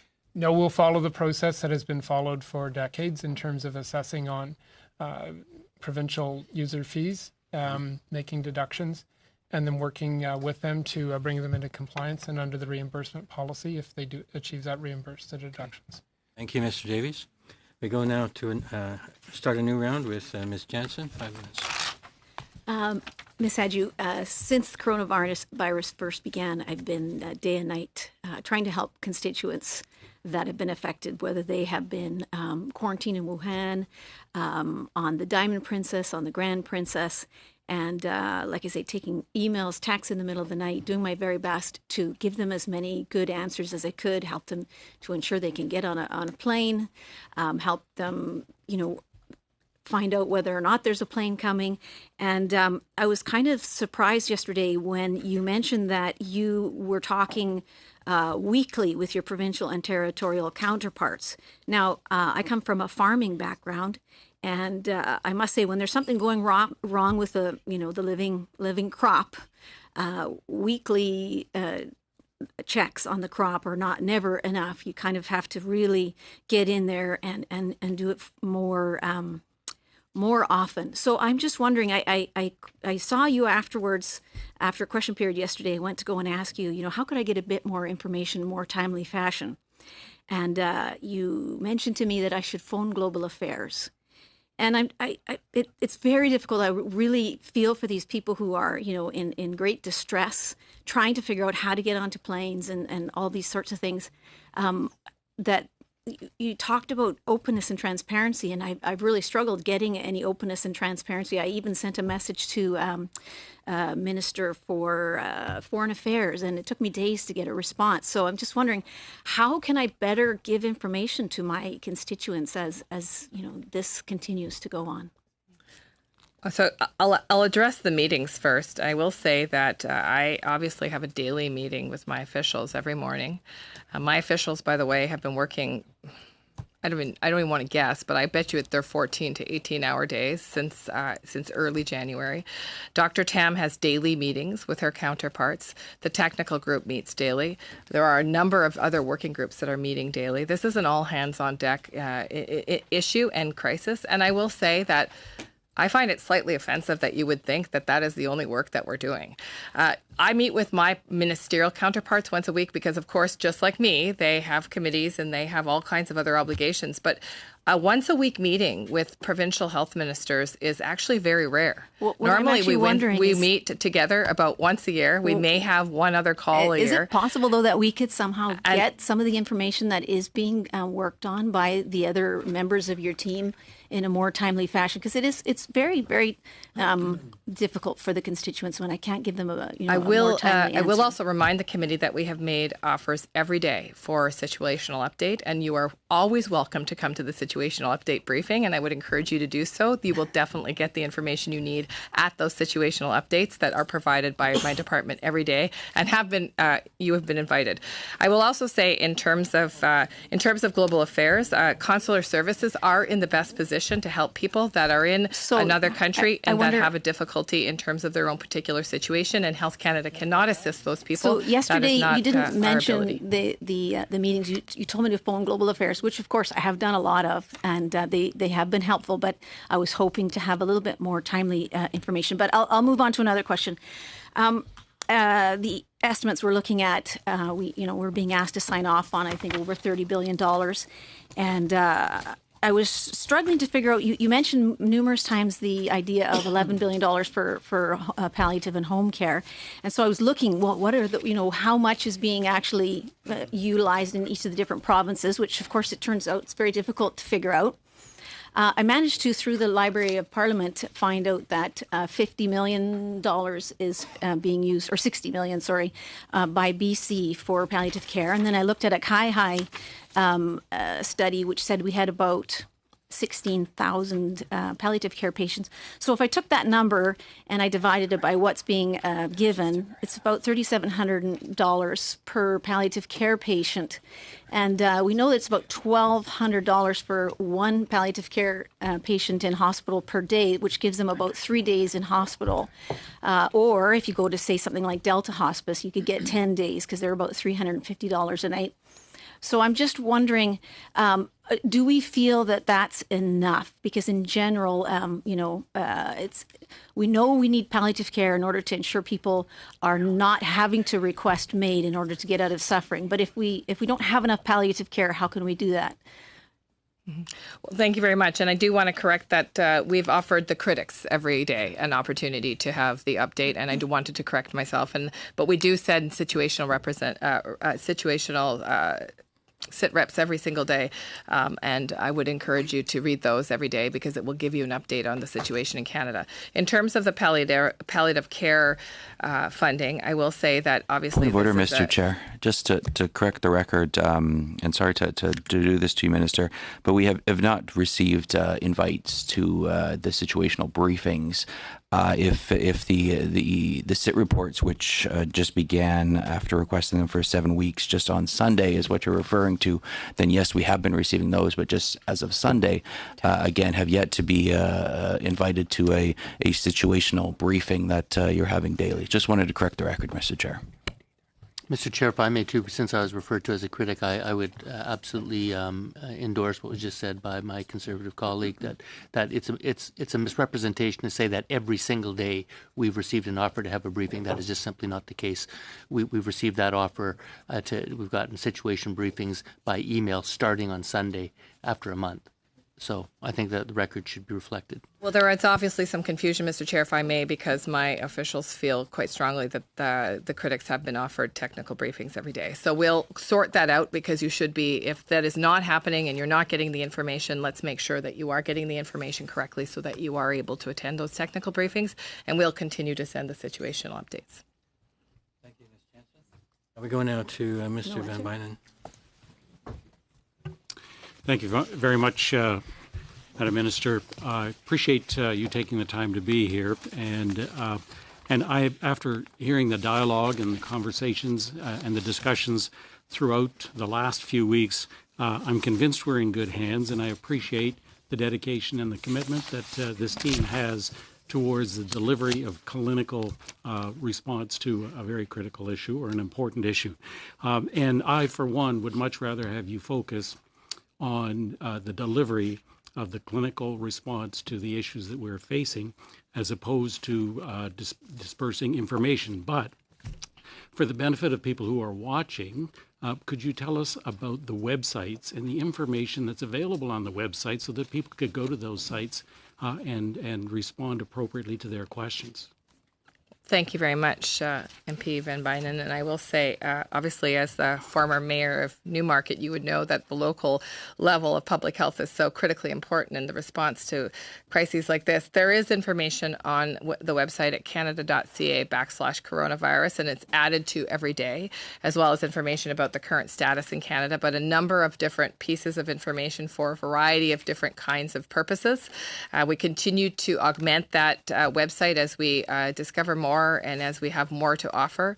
In addition, we have advertising going out through social media that is teaching people how to wash their hands and what to do about covering their cough. And that will ramp up now with the additional $1 billion that was announced today. A component of that is actually to boost our ability to do public advertising to Canadians about all of the ways that they can help contribute to reducing the curve, to flattening the curve, flattening the peak and reducing the curve.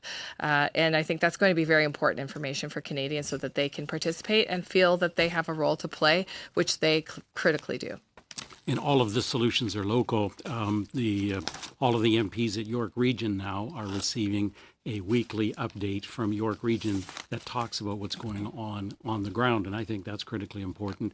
And so any MPs who want to be able to inform their constituents should reach out to the local medical officer of health, because I'm sure that most of them are providing them on a very regular basis. So I think that's critically important. But Madam Minister, I recently met with the Infection Prevention and Control, or IPAC, regarding their concerns about antimicrobial resistance, or AMR. And further to our earlier discussions, it's my understanding that AMR is becoming more a global threat in the face of climate change. Can you inform the committee what the government is doing to address the issue of antimicrobial resistance? Well, thank you very much. And it's such an important conversation, and one that a few Canadians are aware of, that the growing threat of antimicrobial resistance is truly a threat to Canadians' health. That's why we've been committing to using antimicrobials responsibly. As you know, though, right now there is a surge on hand sanitizer, which is not helpful in terms of the work that we're doing to reduce the use of things that contribute to the growth of antimicrobials. But of course, during certain situations, we see an increase in the use of these products. But it's more than that. It's also working to improve data. It's strengthening the stewardship of antibiotics, and it's using research and innovation to address the gaps and challenges. And we look forward to launching a pan-Canadian action plan, which will give more detail about how we can work together with provinces and territories at local levels and with Canadians on what we can do to combat this growing threat in the coming months. And we continue to have those conversations because it is a complex issue, but it will require significant practice changes on behalf of all of us. Thank you. So my community, Newmarket, is 14 square miles. It has 80,000 residents. And so it's one of the, I think it's the third most densely populated community in Ontario. But just outside of Newmarket, there's lots of rural areas.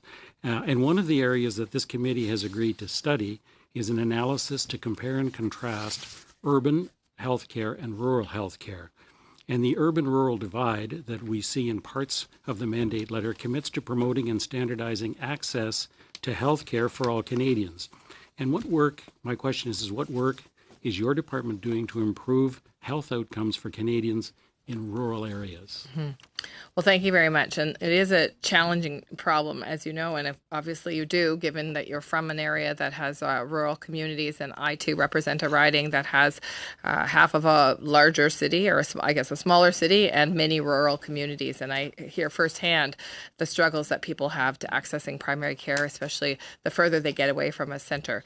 So part of this is working with provinces and territories to make sure that we set some standards around care. The investment that we'll be making and that we've made through the Canada Health transfers by almost $10 billion, the increase can help and go a long way and can stimulate innovation as well in terms of how we reach those people in a further, more remote area.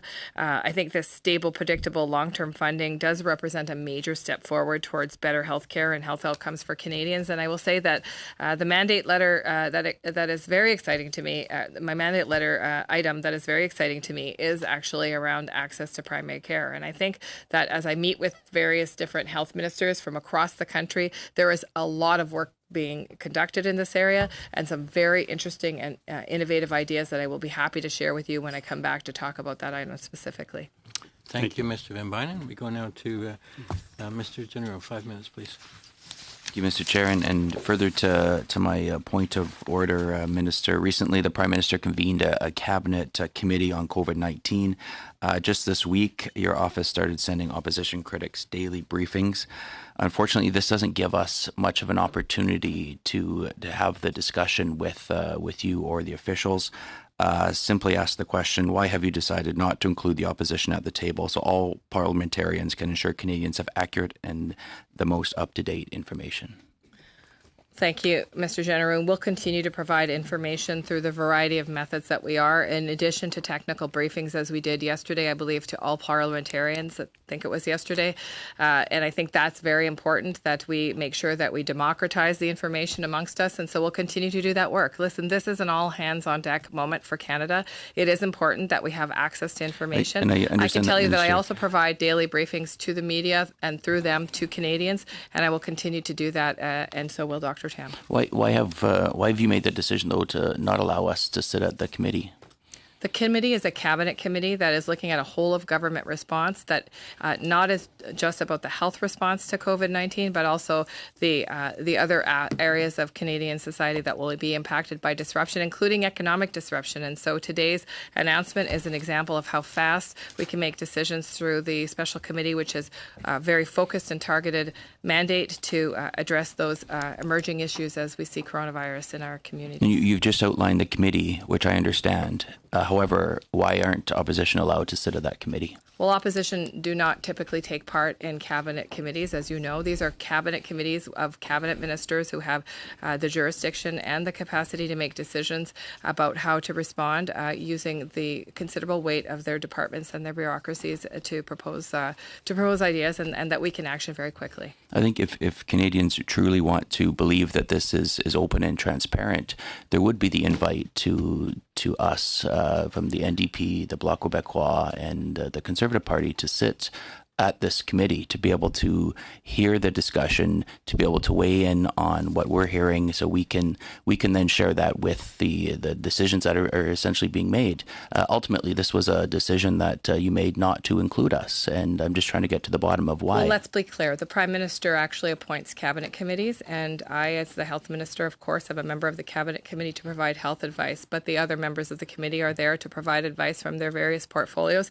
I will say what would be helpful is if this committee and the requests from some members of this committee for volumes and volumes and volumes of information, 1,200 pages, I believe, over 4 departments that have been compelled, would actually cease.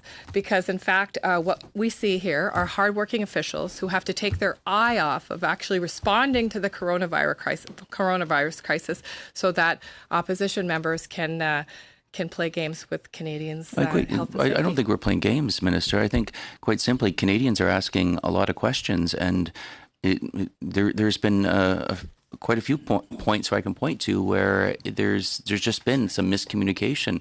You point to the example of using the word stockpile or not. That I think that's fair. Canadians are asking the question whether or not they should do these sorts of things, and not having us at the committee is.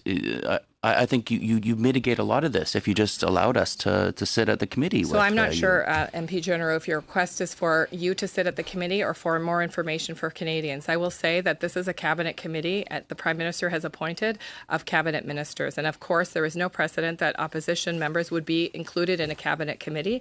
I will say, in terms of response to Canadians, I have been in front of the cameras almost every single day. Dr. Tam provides daily briefings to the media. We have an updated webpage. We have a 1-800 number. We have additional advertisements that direct people to the Government of Canada webpage. We will continue to do everything in our power to make sure Canadians have the information as we receive it. I've committed to Canadians every step of the way to be transparent, and in fact, that's what I've been.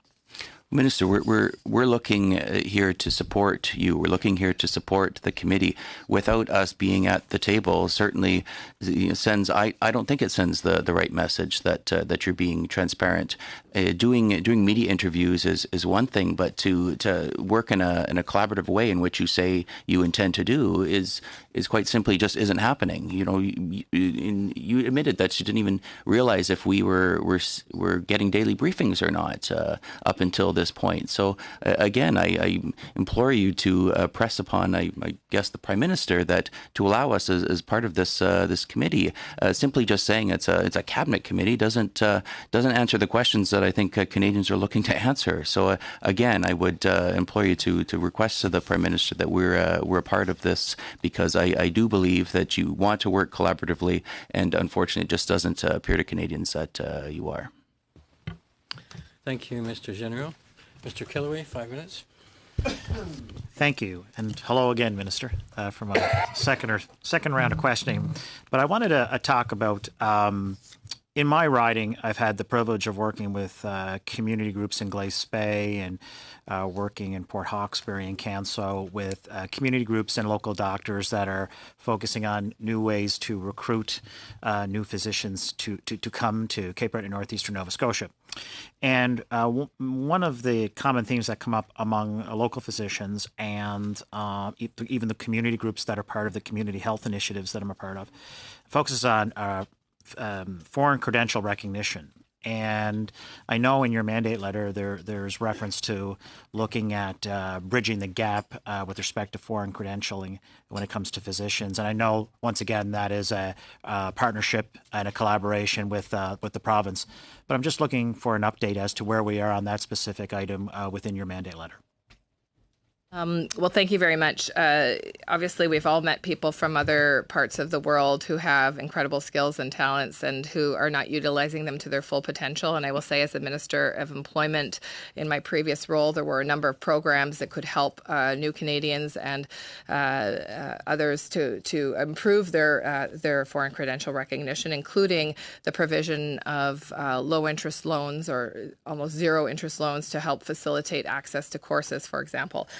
This is something that we have to do with provinces and territories, as you know. It's not something that we can compel provinces and territories in terms of adjusting their own particular recognition program, nor is it something that we would advise. We want to make sure that the professionals that come to our country that are professionals in healthcare have the right suite of credentials that, in fact, Canadians have come to expect. We'll continue to work with the College of Medicine, regulatory bodies, provinces and territories to see if there's ways that we can accelerate that process.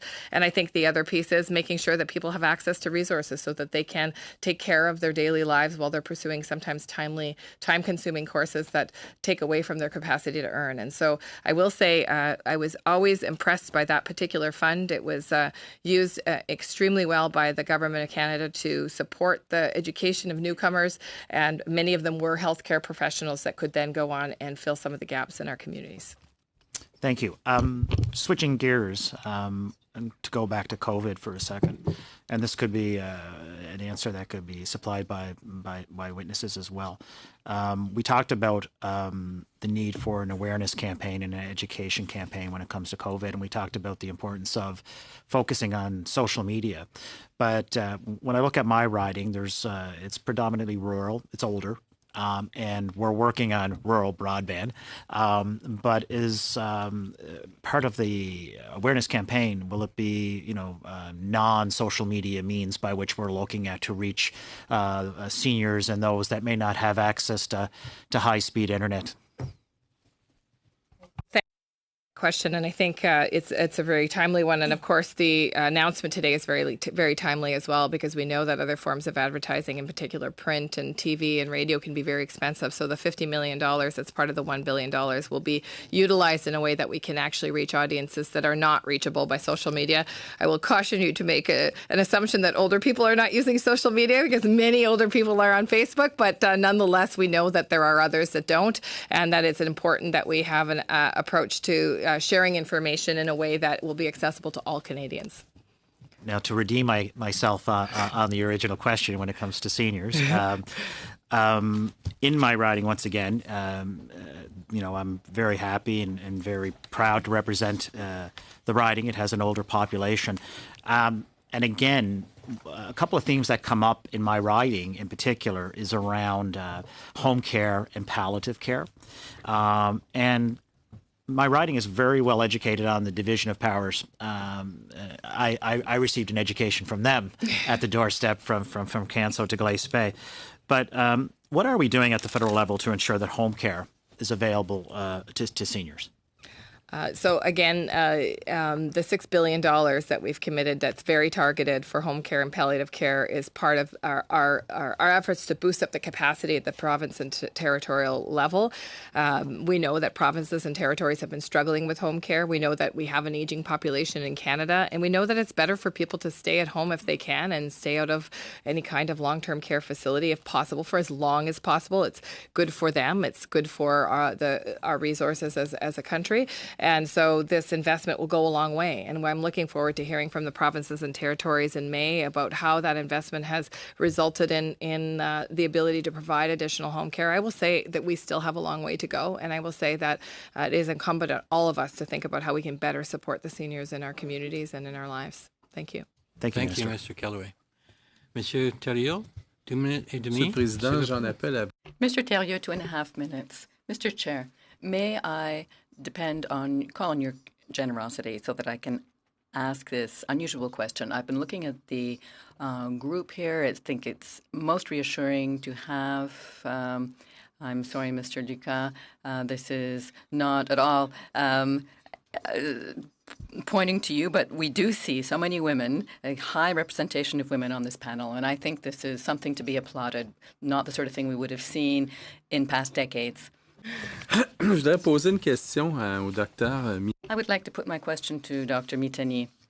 The prior Canadian ambassador to China, Guy Saint-Pierre, said this week that he is concerned because the Canadian government is not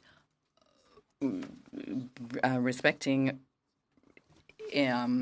products coming into China. It's not aware that 25% of materials coming in from China is contaminated with heavy metals. China has retaliated by refusing entry to some of our products in their country, and he suggested that Canada should respond simply by instituting more rigorous inspections of Canadian goods coming into Canada. We know that in the agricultural sector, we often hear about reciprocity in these matters, and his feeling is that Canada has been far too timid and could do better if the health and safety of its citizens were better protected thanks to such inspections. In fact, what he said was that we should tell China that if they want to bat hard, then we can answer in kind. So is that sort of hardline approach something that you would adopt? And how would you balance out the agency's resources to ensure that you would have personnel to cover the borders and also personnel to study products coming into our supermarkets, for example? Thank you very much. Thank you for the question. It's important to keep in mind that we are the organization, the agency seized with applying regulations. The agency, it is about science-based regulatory decisions that we make. When we look at agriculture and when we look at market access of products either to China or any other country, they are really based on the requirements that we would want for our domestic as well as our international, our domestic as well as our exports and our imports. So we don't have any differences in terms of what we expect with respect to our agricultural products coming in or going out. And so I would say that from a regulatory perspective, the focus is really having science-based requirements, whether you're looking at domestic or you're looking at imports. Merci, Monsieur Thériault. Thank you, Mr. Thériault. Oh, is that already an end to it? Yes. I see you weren't as generous as I'd hoped. For the New Democrats since 2015. And so I remember this vividly, but I went and pulled it anyway.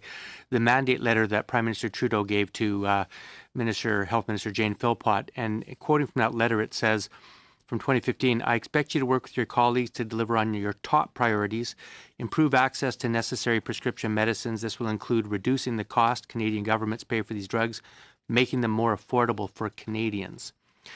Now, anecdotally, it's been my experience that there's been no appreciable increase in access to prescriptions, nor have prices come down. But I didn't rely on that. I went to CIHI, And I asked them about a month ago to tell me what's happened with drug prices in Canada from 2015 to 2019.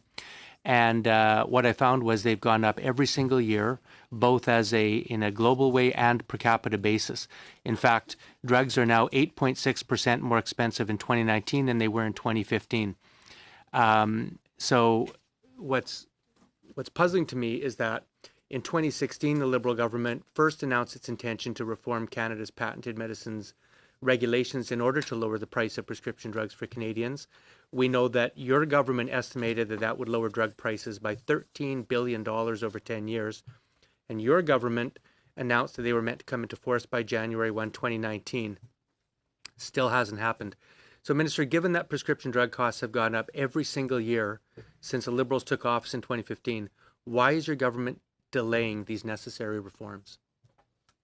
Well, I think far from delaying the necessary reforms, we've been taking the necessary steps to lay down the track for a national pharmacare program. And as you know, this is not easy work, nor is it fast work. It's work that has to be done in partnership with provinces and territories. And those conversations have been ongoing. As you know, in Budget 2019, we took important next steps in terms of committing to the Canada Drug Agency, ensuring that we could work on a formulary together, and that work is ongoing. I will also say that the PRB regulations were released in summer of 2019, $13.2 billion in savings, and we're working on the guidelines now. They will come into force July 2020, and I think that it's important that we understand this is a longer-term project. Well, that's good if they come in 20. That's what I need to know is when they're coming in. So if I could, I have very little time, Minister, so I want to just quickly move to vaping. We know tens of thousands of young Canadians are becoming addicted to nicotine at an alarming rate from vaping products. Recent data revealed a 74% spike in youth vaping in Canada over a single year, and we know why. It's big tobacco companies are using attractive flavors, high nicotine content, and aggressive advertising to hook a new generation of Canadians on this highly addictive product. When are you going to act to ban flavors, reduce high nicotine content, and restrict advertising of these products? And if you are going to do that, when can we see those? Well, first of all, as you know, on December 19th, 2019, we proposed new regulations to prohibit the promotion and advertising of vaping products to youth anywhere they can be seen or heard. And those proposed regulations were published in the Canada Gazette Part 1 on December 21st for a public commentary of 30 days. The department's reviewing the feedback right now, and we'll be moving to finalize the regulations as soon as possible. And building on feedback that we've heard through consultations that we held in 2019, we also know that we need to develop additional regulations that further reduce the appeal. And of course, nicotine concentration and flavors are two of the areas that we believe we need to take stronger and more quicker action, because in fact, those are two areas of deep concern for me as well. Yes. Thank you, Mr. Davies. So we have 10 minutes left. We don't really have time for a full round again. I'm going to suggest to the committee that we each party take 2.5 minutes and we go around once more. Is that okay? All right. So with that, we will go now to Mr. Généreux. Thank you, Mr. Chair. Since October 2019, 25 new medicines have been launched in the United States, and none of them have been submitted to Health Canada. The PMPRB regulatory changes require reductions of up to 90% for some new therapies, especially for rare disorders. There's some concern that these changes are keeping innovative drugs from applying here in Canada. Two questions for you, Minister. Why are you rushing to implement these regulations, which seem to be blocking new life-saving medicines from coming to Canada? And can you tell Canadians with 100% confidence that these regulatory changes will not affect Canada's drug supply? Well, thank you very much. And of course, having access to medication that people need is of utmost importance to us all, and especially new medications that many of us hear about, sometimes for the first time through constituents who may have rare diseases. We're obviously working with the pharmaceutical agencies on guidelines. This is still, we're engaging with them, we're receiving their feedback, and of course, we're benchmarking with other countries. It's important that we get the balance right, that we work with drug companies, but that we also have a focus on keeping medication affordable in Canada, and we'll continue to do that work. Are you open to changing the, obviously July 1st is the proposed date. Are you open to altering that and hearing from more perhaps patients that would like to hear their feedback heard on this? I'll let my deputy, he has some details on the dates. The Patented Medicines Price Review Board launched consultations on the guidelines in the late fall. They did extend the period until mid-February. They are working with that feedback and have been engaging with industry, patient groups, and others to ensure the guidelines reflect the regulations and the government's intent and the concerns and interests of different stakeholder groups, including industry. You'd be open to delaying the implementation, though, and continuing to hear from more patients, because I've certainly heard that not a lot of patients have been heard from. The Patented Medicines Price Review Board is reviewing the input that they've received and are committed to continuing to engage to ensure the guidelines can move forward to enable the regulations to come in. It's a hard July. That is the coming into force date the government had set, and the engagement process on the regulations has been open and transparent, and will continue with the feedback received. I'll just leave it with that. There's lots of patients that would still like to have their voice heard when it comes to any potential changes. Thanks. Thank you, Ms. Go ahead. I'll just say that it's important that obviously we balance that we're here from all voices with actually moving forward. So we'll continue to get that balance as well as we can. Thank you, Mr. General. We now go to Dr. Pawlowski, 2.5 minutes. Well, let's stick with COVID-19, my favorite topic for a while. So as of our announcement today, we have $500 million that we're giving to the provinces to help their medical systems deal with the COVID-19 outbreak. $500 million for 10 provinces, some territories. That doesn't seem like maybe a lot of money. It depends on what happens with the epidemic if it gets better. But is there any extra money available? Do we have the fiscal firepower to respond should we need more money, and are we willing to do that? The short answer is yes. This is the down payment for provinces and territories to make sure that they are equipped for any potential surge that they may see. And of course, we work with them on a daily basis to assess their needs. Should there need to be more, we will not hesitate to ensure that the money is there to protect the health and safety of Canadians and the wellness of Canadians. We obviously want to hear from provinces and territories as they move forward with this amount and what they anticipate their need will be. And as I said, this is an all hands on deck time for Canada. We will need to be there for each other, and we'll need to be there for the provinces and territories at the federal level to make sure they have the resources they need to keep people well. I don't have time for maybe much of a longer question, but I do have a bit of a response to the Conservatives' question about being on the committee. I just want to point out that there are backbencher members of Parliament on the Liberal side with an interest in this issue who aren't on the committee as well. So don't take it personally. I'll do it. Well, I think it's an excellent point that there is no need for a committee. We are all talking, and I'm very glad to have been here with you today to be able to talk openly about COVID and many other health issues. And I make a commitment to you that I will come back on a regular basis. And just I would like to remind Mr. General too, this committee came back early and has multiple meetings with experts and now has the benefit, unprecedented 2 hours with the minister, and then let's take benefit from that. And then we have lots of information. We got it today. Thank you, Minister. It's happened before. Well, thank you all. And we go now to Ms. Precedented Thuriot. this term. 2 minutes to me. Sure, yes. 2.5 minutes, sure. The first priority laid out in your mandate later, and I quote, is to strengthen Medicare and renew our health agreements with the provinces and territories, unquote, end of quote, which would cover as well strengthening Medicare at a national level.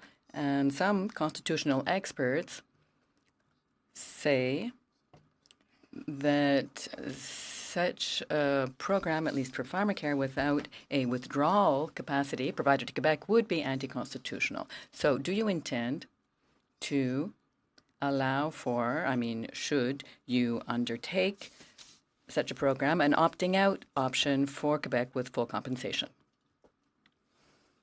We have a lot of work to do in terms of the conversations with provinces and territories, but one of the principles of the Healthcare Canada public healthcare system is that it is equitable and that people have access to services under the Canada Health Act no matter where they live and no matter where they go. And so we'll be working with that goal in mind, that there's equity of access. And so I'll be looking forward to my conversation with Minister McCann in May.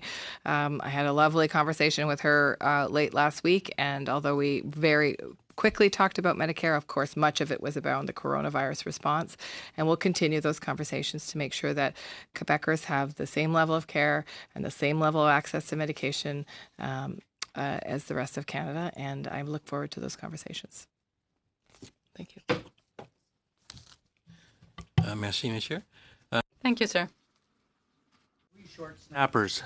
In last Parliament, Senator Nancy Greenrain's bill to ban the advertising of unhealthy food to children was allowed to die in the order paper, even though it had passed third reading in both the House and the Senate. And you spoke, I think, very wisely, Minister, of the need for prevention. I can't think of anything more important for prevention than to have our children grow up eating healthy. Would you be open to reintroducing this legislation as a government bill? Well, thank you very much. And I don't control, as you know, the priority of legislation, and that is obviously something that's worked out with the House Leader and the government. But I will say that I am open to taking any measures that actually reduces advertising to children, and I'm looking forward to exploring those with Senator Green, but also the work that we're doing on our healthy eating strategy, including front of pack labeling, potentially banning advertising of unhealthy foods to children. This is all important work, and I think it's a work that's overdue. Well, you'd have our support if you did do that, and I think it's an important step. Second, in the last election, the Liberal Party pledged to create a National Institute for Women's Health Research, I think the first of its kind in Canada, that would bring together experts in women's health from across the country to tackle persistent gaps in research and care and taking an intersectional approach. When do you anticipate this institute will be operational? All right. I will turn over to my deputy to give you some dates on when it will be operational. Okay, thanks. While he's looking. Okay. I'll give you time. I'll give you my third snapper. Okay, give us the third snapper and we'll work on the second one. All right. And it's about your government's decision to apply an excise tax to medicinal cannabis. We know that many Canadians legitimately rely on cannabis for a variety of medicinal purposes. And we know that it's already subject to a sales tax. It's not covered by many insurance plans. And that's, of course, contrary to policy on prescription drugs in Canada, which don't attract those taxes. Will your government consider making medical cannabis tax exempt in line with other prescription medicines?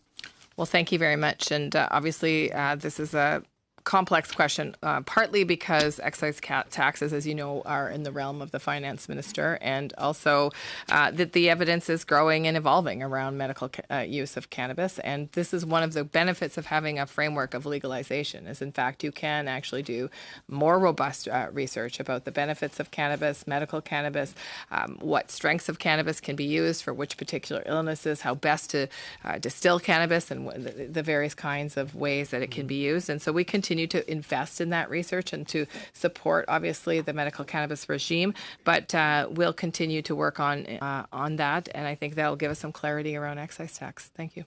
Thanks. Dr. Lucas, or was it? Thank you for the question, Mr. Chair. CHR recognizes the importance of dedicated research investments on women's health to address the historic research gaps that focus mostly on men. Through the leadership of our Institute for Gender and Health, CHR fosters research excellence on the influence of sex and gender on health and supports important research in directly addressing pressing health challenges facing women.